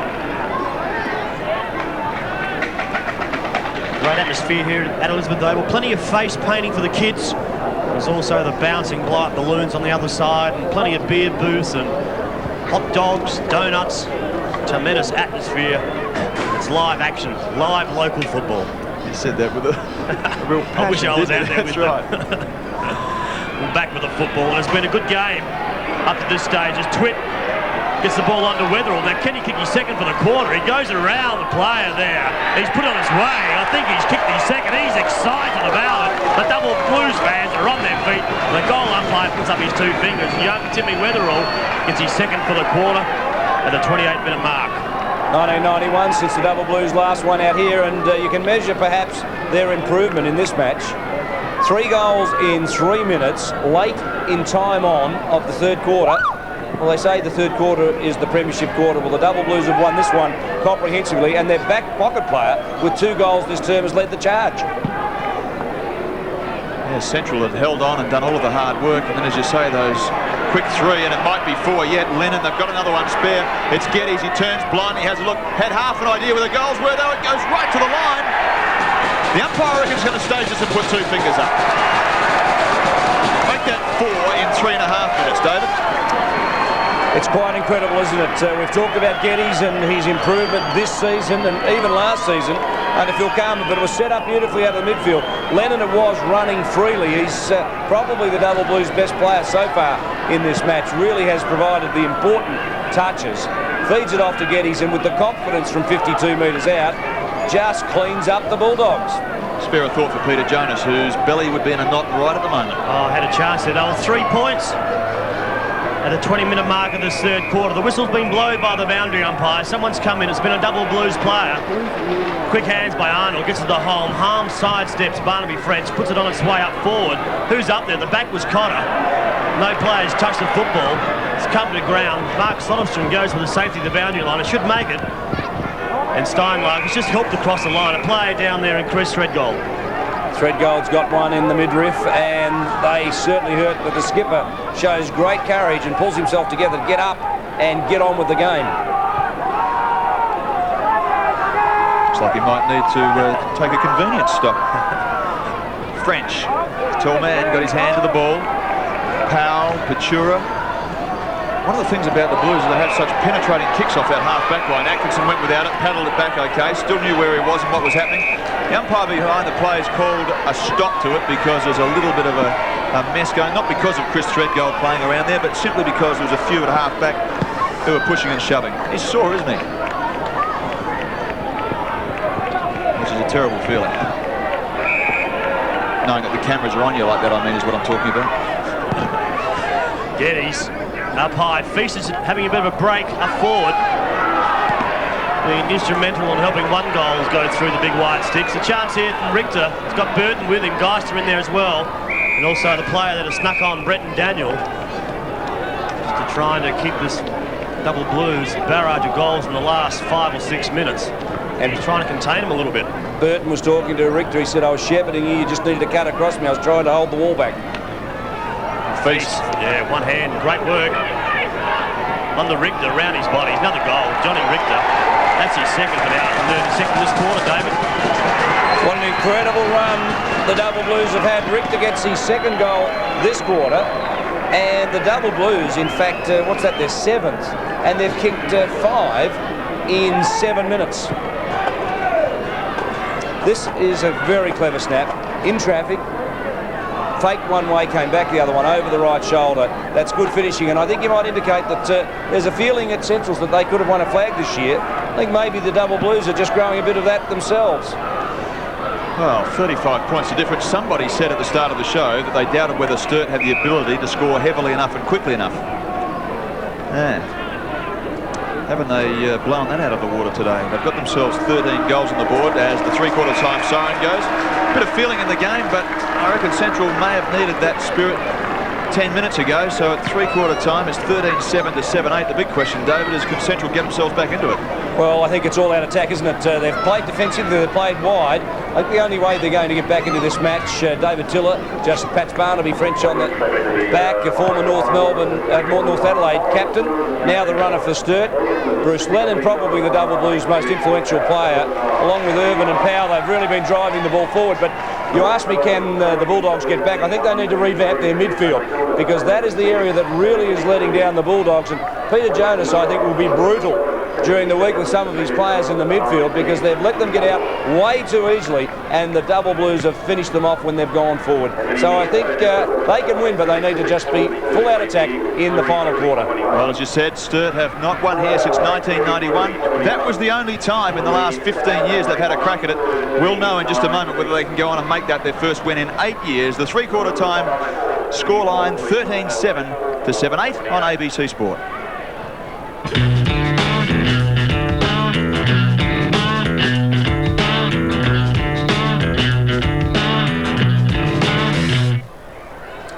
$35 points the margin. Well, wasn't that exciting 5 minutes of football if you're a Double Blue fan? I think if you're a Bulldog fan, it would have been lamentable, because high quality running from the Double Blues have got them into a winning position at three-quarter time. Well, two players who sat out the final 10 or so minutes of that quarter when everything else was raining goals was Toby Kennett and Scotty Robinson. Rock and roll. Showtime. Okay, my name's Toby Kennett. I'm 21 years of age. I'm about 185 centimetres, 85 kilograms approximately, and my nickname's Freshie. Hi, I'm Scott Robinson, age 27, nickname Robbo, and I've forgotten the rest of it. Height, 185 centimetres, weigh about 87 kilo. Before I played at the Sturt Footy Club, I played at St Peter's College, and before that, Linden Park Primary School was my first side. Played for quite a few years at Nord through the juniors, before that from Tintinara Football Club down in the southeast. He's very vibrant sort of a coach. He really gets into his football, and you can see by the way he coaches, I think. He has a chat to all the players, and he's easy to relate to. Make sure he gets around and talks to everybody. My first under-17s game for Sturt Football Club, mainly because my hero sort of Jack Painter played for Sturt, and my old man played for Sturt as well. The highlight of footy career so far is running out into Footy Park for 93 grand final against the Eagles for Norwood. I guess I've got aspirations to play AFL, but at the moment the premiership for Sturt would be nice. Ultimate goal in football would have to be a grand final in SANFL. At the moment, I'm a student at the University of South Australia doing marketing. I'm looking for a job at the moment, so if anyone out there's got a marketing position available, give us a call. When I'm not playing footy, I'm a senior account executive for Schwarzkopf, and I should thank my boss because he keeps me out of training quite a bit. I'm not sure whether Scotty Robinson was having a shot at his boss. Did you think he was? Well, perhaps his boss might ask the question Monday morning at work. Well, 7 goals that quarter to the Double Blues. They were quite terrific, weren't they? And one of them, a memorable one from Barnaby French. Over the shoulder, fellas, and not easy when you're 6'6" to snap them over the shoulder like that. I'll tell you one thing is that they've got some scoring power up the front if they get hold of the footy enough times, and between White and French and Weatherall and Burt and Mark, there's plenty of options up there. Great contest between Steinlager and also No. What's happening? A Stein burner. Oh, no. We call him Stein Lager. It's lovely. The lager. You've tricked yourself. And Powell have been fantastic. We double blues all of a sudden. I mean, the 20-minute mark started in this third quarter, and all of a sudden, they kicked 6 goals, David, in about 7 minutes, and a tremendous effort, and a match-winning. Well, I think that's a fair call, isn't it? I mean, we've got 30 minutes of football to go, and certainly the Bulldogs have got the talent, but they've only scored 7 goals to three-quarter time. They're going to need to kick 9 or so in the final quarter to win the match. How do you fathom that? 9 goals when they're 35 points down. Well, 6 would do it. No, you've got to say that Sturt are going to kick 3, aren't they? So you've been a mathematical wizard for a long time. No, 6 goals without the opposition scoring, I think, should do it. So Lennon's just sets it up beautifully here. Good shepherd by Burton. And that was the start of the golden run, because from that point on, they just exploded and fired up beautifully. Phil Carman would be delirious, I think, at three-quarter time. We might find out from Michael Parsons. He was very happy with what's going on. Stressed the fact, though, of course, that the game's not over until the fat lady sings. So that's not you, David, but when the fat lady sings, it'll be all over. He had a quiet talk with a couple of them. Really just wants them to keep their work rate up as the game goes down towards the last quarter, but really is quite happy. Of course, Peter Jonas, we can imagine what he said, really unhappy with what happened there in the last 5 minutes. Felt that some of his back line really wanted to do the individual thing, get out there, be the hero for themselves and kick the winning goal. Really unwound there for a while, taught some of the young kids around some new words. Very unhappy with the level of team discipline and their inability to stick to the team rules. Fairly fired up when they came out of the huddle, so hopefully we'll see a very competitive Central Districts at the start of this fourth quarter, David. Thanks very much for that, Michael Parsons. Or maybe the fat lady's not singing, but I can tell you, there's a commentator up here going, Figaro. Because I tell you, the Double Blues are in the box seat to win this one as we go to the three-quarter time scoreboard. And it shows Sturt 13 goals 7, leading Central 7 goals 8, and goal kickers for the Double Blues. White has 3, Geddes, Weatherald and Richter 2. Weatherald 2 from a back pocket, if you don't mind. Wakeland 3 from full forward for the Bulldogs. And statistically, Stephen, you'd suggest that even though there's not much in it, the handball factor for the Double Blues seems to be getting them home. Yes, thank you, Pavarotti. I think the other thing is that what they have done is they've been able to just refine their game plan in the third quarter a bit better. When they hit hard and fast to the front of the goal square, that's when they were at their most dangerous. And Central still were forced wide. The kicks being the same and the marks being very similar, I think you'll find that it was just the way they used the footy, and Mark, they got themselves into a position where they were dangerous and kicked some goals. Excuse me as we go down to Michael Parsons on the boundary again. You want to hide out of the sun, No, Phil? that's correct. Who turned the tap on? Oh, I don't know. Look, it's something we've been waiting for all year, so it's about time we got a bit of run on. The boys have got a bit of enthusiasm. The thing is now that we haven't played 4 quarters of good footy all year, so we've played 3. We've really got to finish it off.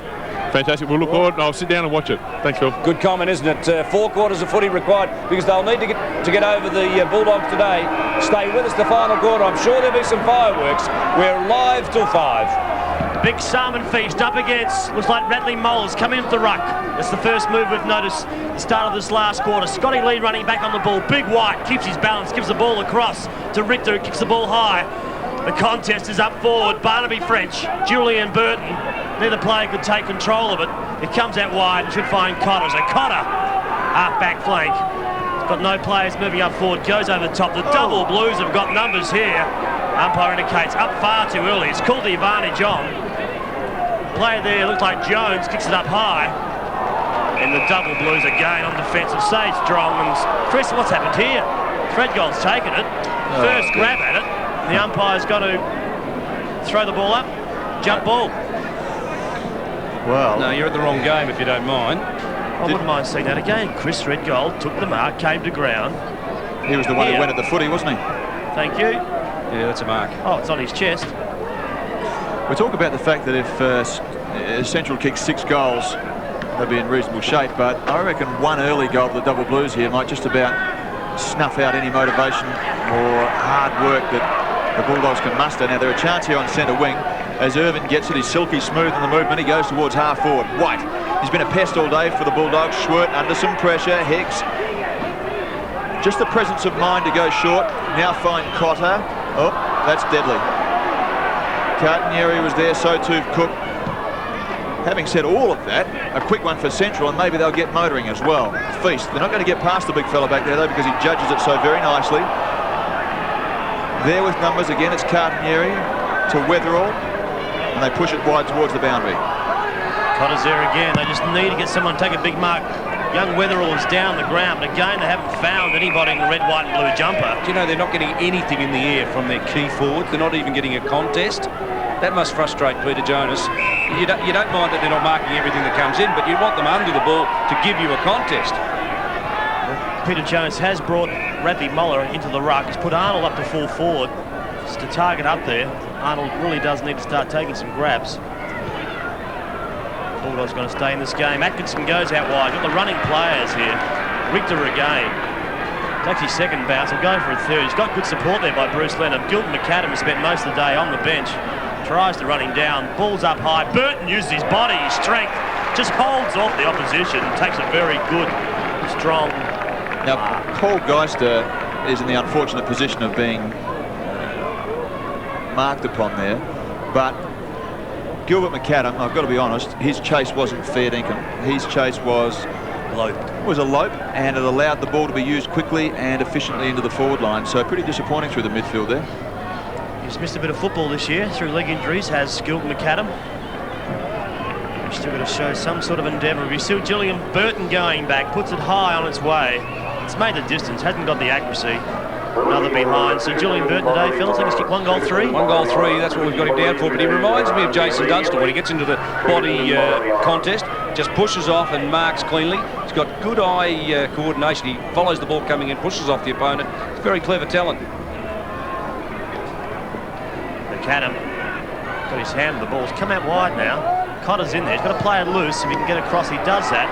Looks like Cotter. It's not Cotter, that's actually Cotton. So I meant to say, up there is Arnold, takes it, gives him a contest at least, kicks the ball in the area. There is Steinberner. And bad news for the Bulldogs. Behind play, Tim Cook is holding a shoulder in the midfield. He does not look well, and he is one player, if they were going to kick 5 or 6 goals in this final quarter, had to be amongst them, but he does not look well. No, in fact, it looks like a wrist injury or an elbow injury. He's in some pain. Tough little fellow. He doesn't show it much, so it must be pretty sore there. Now, the Double Blues, far side. Here is Lennon. Takes a good mark under some considerable pressure. Handballs across the top. Wharton. His handball finds the target as well. It's Cartanieri. Takes off like a startled rabbit and then pushes it towards half forward. White.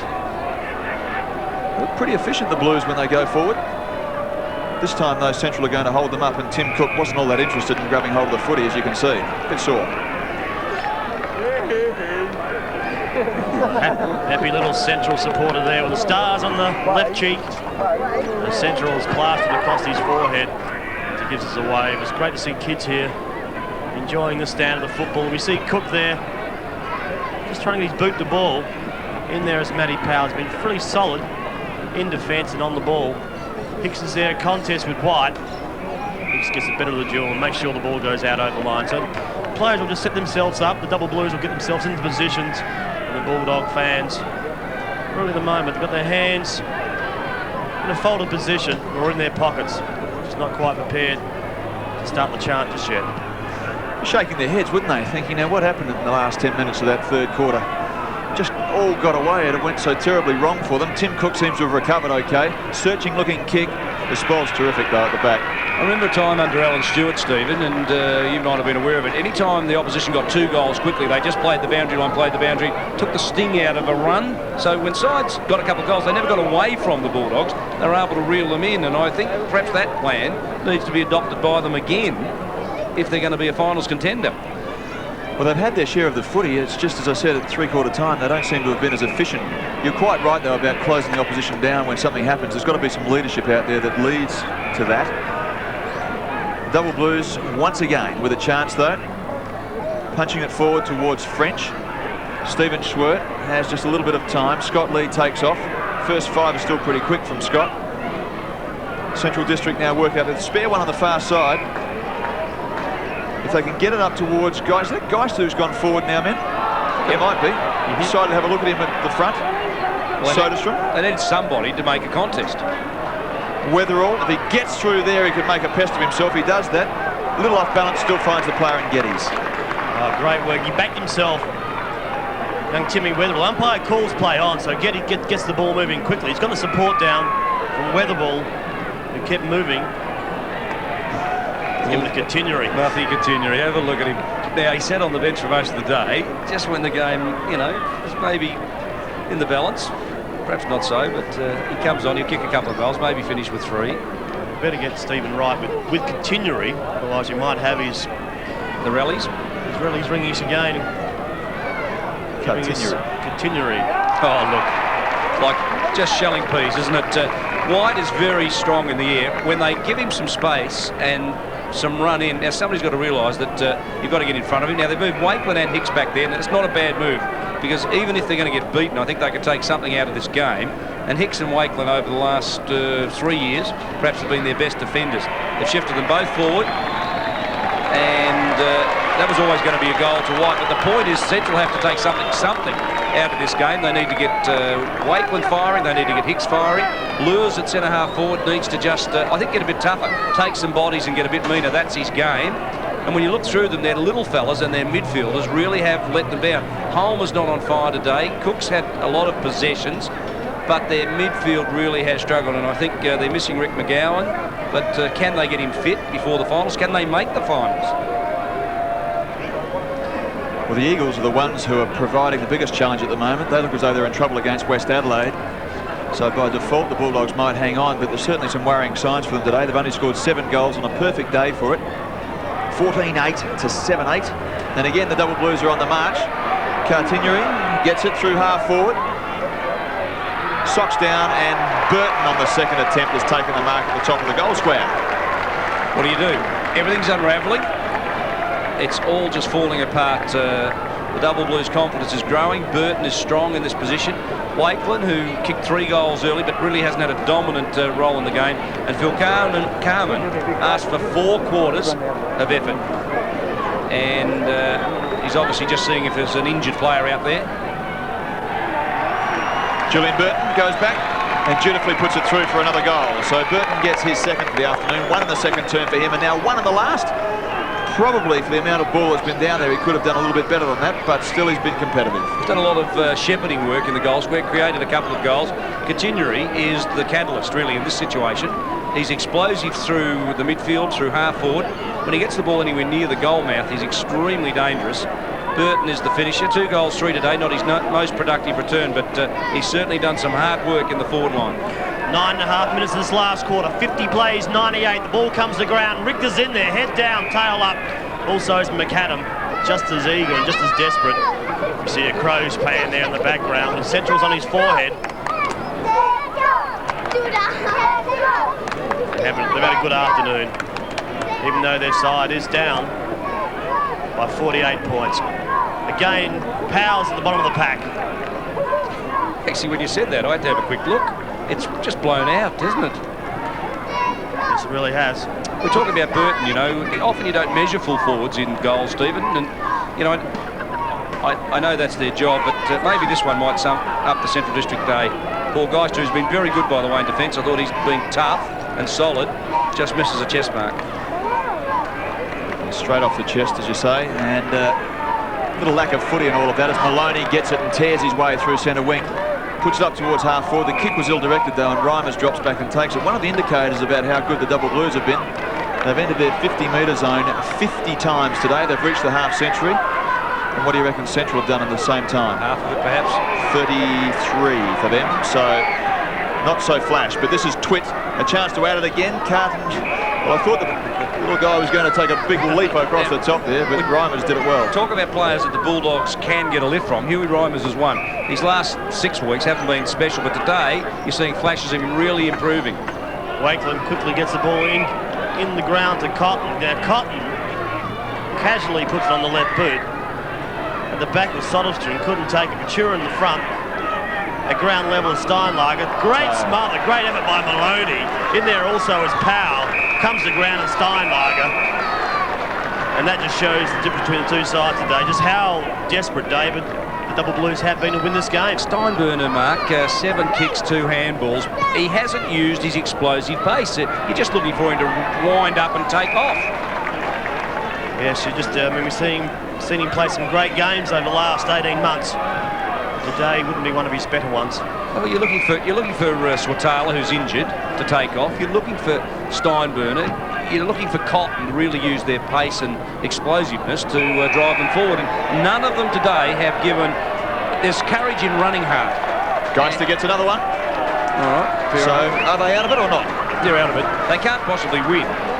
That's the truth of it. You know, you look at Sturt, I think too professional today. They learned a lot last week. They let the Eagles get away. Phil Carman just talked about how to shut them down. And if you like, it's been a trademark of Port Adelaide and even Central District. When they get ahead, they just frustrate the opposition. Well, the Double Blues have adopted that, and they look very good in this posture. And if you had to pick a favourite for the flag right now, it would be the Double Blues. But it's a long way to go. Norwood is still a very good side. Port Adelaide, don't they show something in the finals? 98 plays, 56. Nathan Irvin has come off. Alexander Katsaris has come on for his second run for the afternoon. Daniel, right leg, check sides it back. Scotty Lee gives a good commitment to the football. In there is Gilbert McAdam, throws it over the top, back to Daniel. Daniel again onto his boot, goes up forward. Now, the moment the Double Blues will go forward through Richter. Player is loose there, is wide, uncontested. Takes the mark inside 50 and will go back and line up for his 4th goal for the afternoon. He's kicked 4 already. This will be his 5th. He's kicked 4 straight without a miss. We're talking about how he can spray them. He's kicked 4 straight today. But somebody's got to him. He's staying over the top of the ball. See how he's leaning forward. If he can stay on that posture. So Stephen White, 3 or 4 steps, puts it on his way. Won't make the distance. The front there was Burton, put his hands up. Twit, lucky gets the break, sockers the ball on a half volley. Unfortunately, couldn't keep the direction towards the big white sticks and brings up another behind for the Blues. This would be the first time, Stephen, you've seen Twit. What's your impression of him? I think he frightens them a bit. He's got some pace and stays over the footy a bit, reaches in a little bit perhaps, but I mean, he'll grow to it. I think he's a pretty good little player. Good signs for Sturt is that having lost last week, they've bounced back, and I think the doubters out there might have said, now, is the bubble going to burst? But they've come out to Elizabeth and they've immediately bounced back. And it would give their supporters great heart. Tim Cook fires it up towards half forward. There's going to be a clash of players. They all get up. They're all okay. Sturt half-back line's been terrific, and they've just held up another play as we see the umpire with no option but to come in and bounce it down. It's a very good point you just made there about the Sturt half-back line. I don't know that they've got perhaps the accolades that other players, Atkinson, Feast, Burton, White, have got, but to be honest, you talk about the backbone of a side. I think the Double Blues half-back line takes that posture. And they're all left footers, right. Says something. Yes, Maloney's provided the drive. The others have stopped it pretty well, but Maloney's the one who likes to run and provide something, as does Brodie Atkinson, far side. Atkinson found a little bit of space. Guides it beautifully up forward and finds Geddes. Andrew Geddes, kick 2 this afternoon, just favours the handball. Couldn't quite find it. He picked up Atkinson, who puts it forward and finds Burton well out. Fairly wide once again for Julian Burton. Right into the sun. How would you be? Probably wouldn't even be able to see the goalpost. Had a half a dozen pings of goal. Kicked a couple. 3 behinds and I think 1 out bounce on the full. Wait and see. To put him his way. He'll kick from the 50-metre line, right on it. Should make the distance. That breeze must be stronger than what we think it is. At the back is Scotty Lee. Under a fair bit of pressure, just had to put the ball up high. Maybe not the right sort of control kick that you'd expect from a very experienced back pocket player. And Tim Weather will line up for his back pocket and kick his 3rd goal. We need some goals. Let's move Weatherall to the back pocket. Have to rate pretty highly as one of their best players, wouldn't he? I've got him in their best 3 or 4. You know, it's difficult to pick Sturt best players today. I'm just having a look through them. I'll give them to you at the end of the match. It's a good shot of how, for kids, to watch how a player holds the ball when he's kicking for goal. So Tim Weatherall, not much of him. Not much of a kick either. French was in front, couldn't take it. Burton's in the back of it. Also, it was wide there. Desperation by Hicks. Daniel's in there as well. He needs to get the ball over the line. He finally does that. Has the main umpire blown his whistle? No, he hasn't. I think he has, and the ball will be bounced up. I reckon when you're this far in front and Weatherall kicks a bit of a mongrel like that towards goals, there'd be about 6 of his teammates saying, will you get back to the back pocket? There'd be a fair amount of good humour out there right now.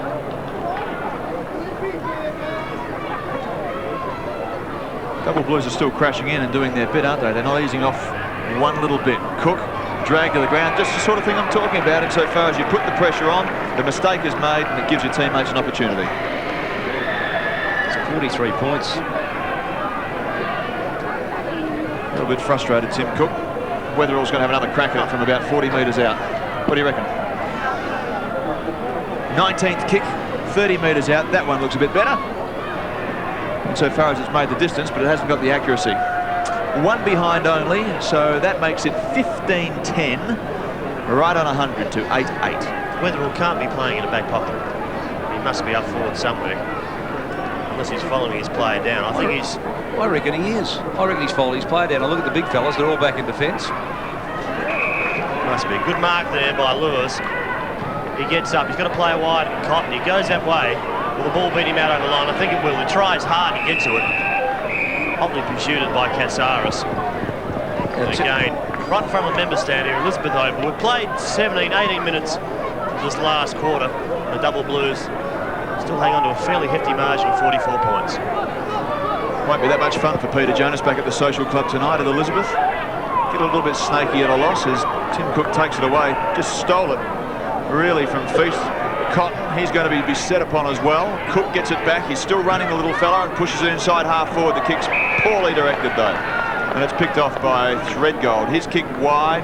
He's got some run of Maloney. This is what I was saying about the fact that he loves to run and get it wide, switch the play, and can carry the line. He's got long legs. Still, for Double Blues working it forward. Front spot, though, is with Hicks, and he takes a pretty good mark. Hicks finds Sturt and Sport, finds it on the Macadam again, and they're moving forward. What can they create here? A good lead out front by Jones, one of the better players for the Bulldogs this afternoon. 2 goals, one. It hasn't been too many. He's kicked a couple of goals. Yeah, they haven't given him much of an opportunity either, have they? The way the ball's come in. That's not bad stats for a half-forward flanker. So Jones, maybe just beyond him with the distance. He's given it a fair old crack. I think he's made the distance. He has too. A great kick from well outside of 50. That's his third, David. We'd have to say we'd have to be the best player, one of the best players for the Bulldogs today. I've only got 2, 4, 5 best players for the Bulldogs today. You want me to go through them for us? Well, I reckon Tim Cook has found plenty of the ball, kicked 3 points early and could have set up the win for them. Set them up with Hugh Reimers was there, Jones is there, Geist is there, and Sturt. They're the only 5 players I could find on the Bulldog squad that have either broken even or won. 3-1 for Jones. Just makes it a little more respectable. 15-10 plays 9-8. We're just on 20 minutes into the last term. It's going to be a fair party at Only Oval tonight, I reckon, as Powell bounces off half back again and pushes it towards the far side. When you've got White at centre half forward, I don't quite understand why you'd want to go out there. Richter, Lennon, it'll go back to Richter again. No, Lennon decides to go on his own. To Geddes, starting to play with him, aren't they? He goes forward. 40 is Twit. Talked about him a moment ago, and it's all too easy. Stephen White for a chance to kick goal number 5. It's good when your commentators alongside you hold up a number of fingers and have been mangled over the years from footy. Like work out how many are there. Like Neil Curley. I looked at my fingers, I thought, well, I used to laugh at curls, I'm laughing at myself now. 11 marks for Stephen White. He's been the dominant force up forward for both sides, the best forward on the ground. It's shown in terms of the scoreboard as well. 5 goals, 21 minutes gone last term. It's been a very fine performance, hasn't it? Even goal kickers. Burton's got a couple. Weatherall from a back pocket's got a couple. Andrew Geddes has played very well today, and Stephen White with 5 goals has led the charge. Johnny Richter, by the way, has got 2. He just sneaks up on you, doesn't he? But I remember one fine snap over his shoulder. We talk about the Double Blues and their scoring potential. You're right, they've gone wide today, and if they're going to win a flag at Football Park, they can't afford to do that. They've got the fodder to go straight down the middle, and I think they're going to have to start playing to their strengths. Timmy Cook just getting attended to. A little bit of blood maybe over the top of the nose. As the umpire is back in the middle of the ground, we'll ball it up. 106 plays, 62. 21.5-minute mark of this last quarter. Up there is Arnold, back on the ball. Up there with Barnaby French. French at ground level again for a good second effort. This Katsara's across the Weatherall. Weatherall has the pace to break away past Connor. Puts it up. Good contest centre half forward. Possibly the free kick has been given away. It has. And Hicks will end up with it. You like to see that with players, don't you, as Weatherall did then. Just backed himself, used his legs, got himself a little break, didn't panic with it. And, the kick was astray, but it was just the right idea. Swatala back on the ground also. Double Blues Maloney just controls the kick. Twitch should run onto this. Electrifying pace has young Jared Twitt. Now this game really has slowed to a walk. See Atkinson, Cataneri, open goal face, puts it on its way. Which way will it bounce? It bounces true and direct and straight. Unfortunately, not through the goals, but through the behinds. Another score, so it's 107 plays 62, and as you can see, we play 22.5-minute mark of this last quarter. We're going to goal umpire's a Sturt man. He had a big cheesy grin there. Got a bit of a habit of doing that, the goal umpires, don't they? I'm not sure. It's just a happy bunch, I suppose. Cotter has got it at half-back flank. Fairly nonchalantly and pretty ordinarily too. That's just not the way to play the game. You really need to find someone with the pass or to get it on long, not just pop it up in the air, as we see some of the crowd starting to head back to town, I reckon. So the ball will be thrown in. Still on the Blues forward line. And we see Cataneri comes up with it. Across to Richter. Richter just lays it off. Has Burton got his leg spin? I think he has. Beautiful hands out in front. Takes the mark. Julian Burton kicked 2 already. He's taken 8 marks this afternoon. Will line up for his 3rd goal. Down the boundary, Mike Parson. What's happening? What can the Bulldogs do in those last 5 minutes of football? The Bulldogs can do very little in this last 5 minutes of football, I would say. But Timmy Cook came off the ground there, replaced by Castley. Timmy Cook actually has opened up his eye. He had that injury just prior to three-quarter time. They treated it, I think that's the right word, at three-quarter time, but it's obviously started to bleed again, and he's just getting some attention to that on the bench right now. We'll watch Julian Burton go back, 45 metres directly in front, just lays it off beautifully. Now that is a controlled kick, showing no real emotion, just thanking his teammates who put the ball out in front. He just pats him on the head, skimming Rigdon, but it's good to see David Mackay. I mean, the Sturt Double Blues just starting to kick a few goals. Yes, well, they're capable, aren't they? They've got some big fellas up there. When you think that Ferguson is in the reserves, and they've still got players like this. And we talked about Burton earlier. He's presented a target. He's done some bullocking work. The thing I like about him all day, he's presented himself for every contest, as has White, and I think that's the reason the Double Blues are in the lead. Back in the centre, 24.5 minutes gone. A thumping win now for the Double Blues, which is extraordinary because at the 20-minute mark of the 3rd term, there was 3 points in it. And since then, it has been a blowout. Lennon has been terrific on his centre wing. Gets up with the ball. He'll be absolutely chock full of confidence at the moment, the Double Blues. A great resurgence from them and a reward for the faith that's been shown in them by a number of loyal supporters. Central's still working hard. Push it inside half forward. Half a chance for Castley. Was he held? He probably made a little bit more of it, did he? The umpire's going to give it to him anyway.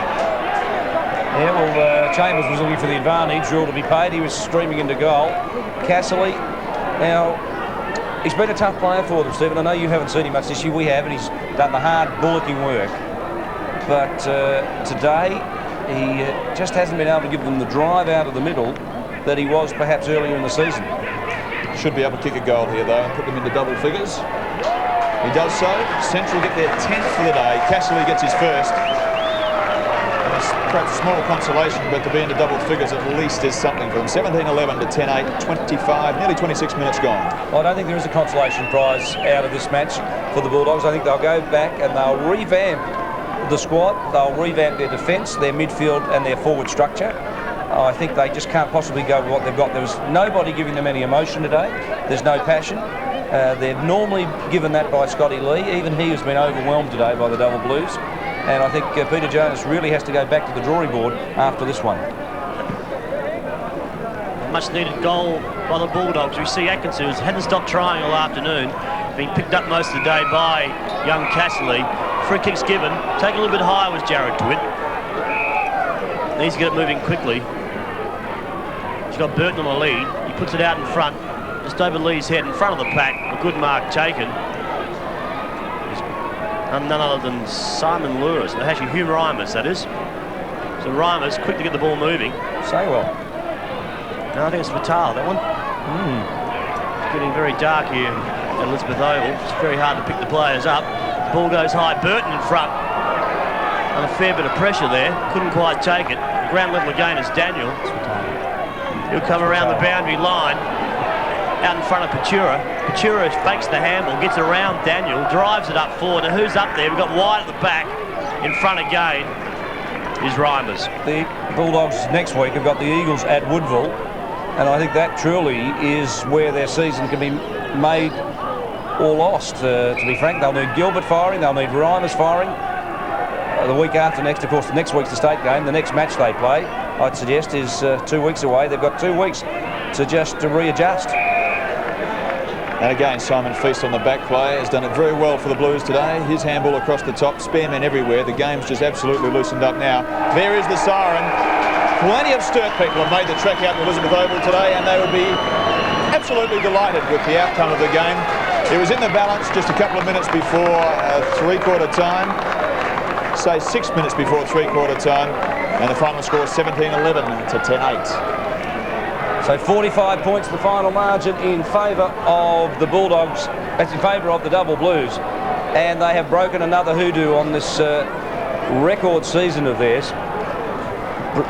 Lennon and Richter, two of their best. Casserly is stunned. The centreman for the Bulldogs, Daniel, who started the game on the bench, just can't believe it as we go down to Michael Parsons on the boundary. And with me, the victorious coach of Sturt, becoming a habit, Phil, another win out at Centrals. Well, when I say another one, it's the first one since 1991. It was a 91. Actually, I thought it was quite a bit longer than that. No, today, that's the best we've played for a while. We were very disappointing last week against the Eagles, and to respond, and particularly out here where we haven't had good games before, is a tremendous effort. Your forward line was fairly efficient today. You got the scores on the board. Yeah, the big difference was Stephen White at centre-half forward. Sensational. The Eagles last week had young Burton holding the footy in. The Whitey would have taken a dozen or more marks. Also French and particularly Julian Burton up further up forward. Great effort. Yeah, it's a luxury for a coach, I guess, to have four guys all in the forward line that can take a big grab. Yeah, exactly. We've had trouble with it before, but fortunately, a nice day today. If we get conditions like this, you know, we mightn't be too bad up there. That's right. So these type of conditions come finals time, so I guess that's what you're now starting to plan for and look forward to September. There's no doubt about that. And, you know, the boys just midway through that third quarter, you know, we played some running football, which we haven't been doing in the past. It's so pleasing for them. I think we haven't actually killed them off, but we've had a pretty convincing win, the first one for quite some weeks. And speaking of running, Timmy Weatherall plays in the back pocket a lot. Got to look at the goals today. Kicked a couple and missed a couple. Yeah, well, he changed with Powley out of the back pocket, and Powley does most of the work early, but Timmy's got such good endurance that it's his job later in the game to do a lot of the work, and he played particularly well. Kicked 3 goals. His dad was sitting beside me, said he won't miss, but he was right a couple of times. There you go. All right, Phil, thanks very much for your time. Appreciate it. Oh, well, Phil Carman asked for 4 quarters from his boys, and he got it today. They led by 11 points at quarter time, 8 points at half time, 35 points at three-quarter time, before finally running out victors by 45 points. Now, Stephen Trigwell, we got some great as we go back down to Michael Parsons. And with me, the Sturt full forward, Julian Burton. Julian, a fantastic win out here at Central District. Yeah, the Sturt Footy Club haven't won here for apparently 10 years, so it's, we put it on ourselves to have a good game today, and we've come out with a good result. You changed the structure of your forward line going into today's game. Stephen White went out to centre-half forward. You were playing behind him, and he did play a fantastic game. Yeah, Whitey's got the ability to take the big grabs, and I just think he's very fit, and we've always really wanted to push him out at centre-half forward, and today he really did the job, and Elizabeth Oval was a big oval, and I think that just frees the forward line up with Barney and myself, so it worked out really well today. And you were back at in the goal front, and you enjoy playing at full forward, or would you prefer to come up a little bit playing that flank? Oh, I think it's the old cliche, Mick. You know, you're happy to get a game, but I think you just got to find a team balance, especially this time of year, coming to the finals, which is about 6 weeks away. So we're just trying to really work out to get a balance, and today it worked really well for us. And your halfback flankers, I thought, were good today in Matura and Maloney. They've been fairly consistent all year, give her a lot of drive, a lot of run off that halfback line. Yeah, Charlie's been struggling for a couple of weeks, but he really came. It was good for him, and Sider's the same. And Shames is, he's really playing well. And I should credit the boys; they really work well together. They're all left leggers. I don't know if that's any common thing, but they went really well. Okay, all right, Julian, go and enjoy the victory. Cheers, mate. Thanks very much. Thank you, Michael Parsons. I'm sure they'll enjoy the victory. Best players are pretty easy for the Double Blues, but hard to find for Centrals today, Stephen. Yes, they are. I was just thinking that if you've got two big guys at about 197, 198 centimetres, perhaps in Stephen White and Simon Feast dominating the game, you've got probably the best small man on the ground in Tim Weatherald. It all shapes up pretty well for you, doesn't it? What about for Centrals? Well, I could only find 4 players for them. I thought Tim Cook did well picking up plenty of the ball. He had 3 shots a goal early, which if he had kicked goals with those, could have made a huge impact on the game. I thought Hugh Reimer's second half was pretty good, and that's encouraging for Peter Jonas because Hugh's form in the first half of the season was a bit disappointing. And I thought today he gave them something. He gave them some strength across half-back. What about Mark Jones? I thought he was pretty good. Well, I still maintain he's an AFL quality player, and I think a side that perhaps lacks some goal-scoring ability might look at him. He got, 3 goals, 1, and I had him amongst their best players. He found plenty of the ball. And Paul Geister at full-back, I thought, did a very good job first game back. He can only build on that. The real test for him is second game back as to how he fronts up. Well, quarter by quarter, the Double Blues went from strength to strength. A 35-point blowout at three-quarter time came in about 6 minutes of footy, and all of a sudden they were in front by that 35 points where the game was in the balance at 3 points of difference just before, as I said, probably 6 minutes before three-quarter time, and then they held on and added to that lead by 10 points to be 45-point winners in the end, David. But 11 points at quarter time, 8 points at half time. The game was close, and even, as you said, it was 5 points down into time on in the third quarter before they kicked those goals, and the game at that point was just blown apart. Well, I have to confess, I was the one at the head of the show who said that I wondered whether they could score heavily enough or quickly enough, and that 5-minute purple patch there, I think, demonstrated more about their ability to play well in the finals this year than their wins so far. Their ability to score quickly is what it's all about, and today they demonstrated in that 5 minutes they could do it. Goal kickers for the Double Blues. White kicked 5. He led the charge and he was quite magnificent in the forward line. Burton at 3 did the job at full forward. Weatherall, believe it or not, out of a back pocket, kicked 2. Richter, ruck roving and playing out of the middle, kicked 2, and Geddes with 2, probably his best game so far. Statistically, there was no doubt that there was not much in it in terms of the kicks. The handballs, well, certainly more of the handball from Sturt. They ran and they used it pretty well, but look, the impression of the game was that they were more efficient. When they got their act together from halfway through the third term, they were more direct and they hit the goal square very quickly. It allowed Burton and White to do their stuff. In other matches around town this afternoon, I think there's going to be some important results here because West Adelaide have got up over the Eagles. We've just lost that a bit. We might have to go back. What are they doing to us? South Adelaide in a big match against Port Adelaide. There it is back. Now look at that. They've got up. That's a progressive score late in the final quarter, but I reckon South Adelaide have got up. West Adelaide have got up over the Eagles, and Norwood have defeated North Adelaide. A couple of big results there. Glenelg, of course, have the bye, and Tony McGuinness is off overseas for a couple of weeks. Now, last night, it was Richmond and Carlton. We've already seen that scoreboard, but Richmond were quite magnificent against Carlton. Scores were close by half-time, but really Richmond just blew it away in the second half. There's Carlton continuing to have a tough time of it, but Richmond, I think, are the side that are starting to set themselves up for a top 4 spot, I'd say. Yes, well, before today's games, they were sitting in 3rd spot, or 4th spot, doing it pretty well. Now, today, Essendon got up over Port Adelaide. Disappointment for the Power. North Melbourne over St Kilda. That's a big result for the Roos because St Kilda were the red-hot favourites. And Western Bulldogs, after 3 losses, have got back on the winners list over Melbourne.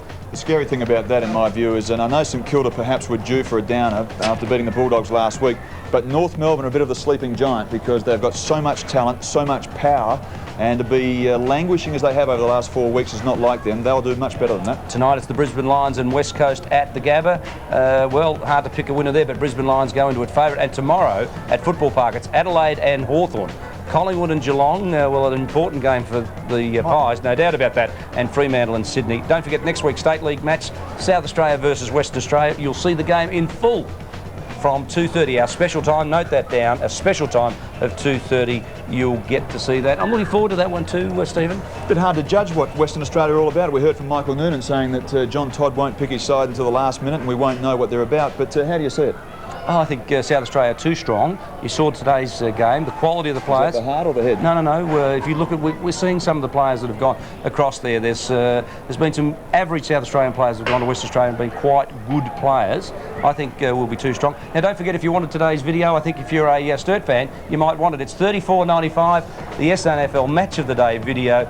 I think good value for Double Blues supporters. So join us next week, 2:30 to 5, the state game versus West Australia. Thanks very much, Stephen Trigg, Pleasure. Mark Nailey, Michael Parsons. We hope you'll enjoy it. Join us next week, 2:30, the special time, South Australia versus Western Australia, the state game. Goodbye for now.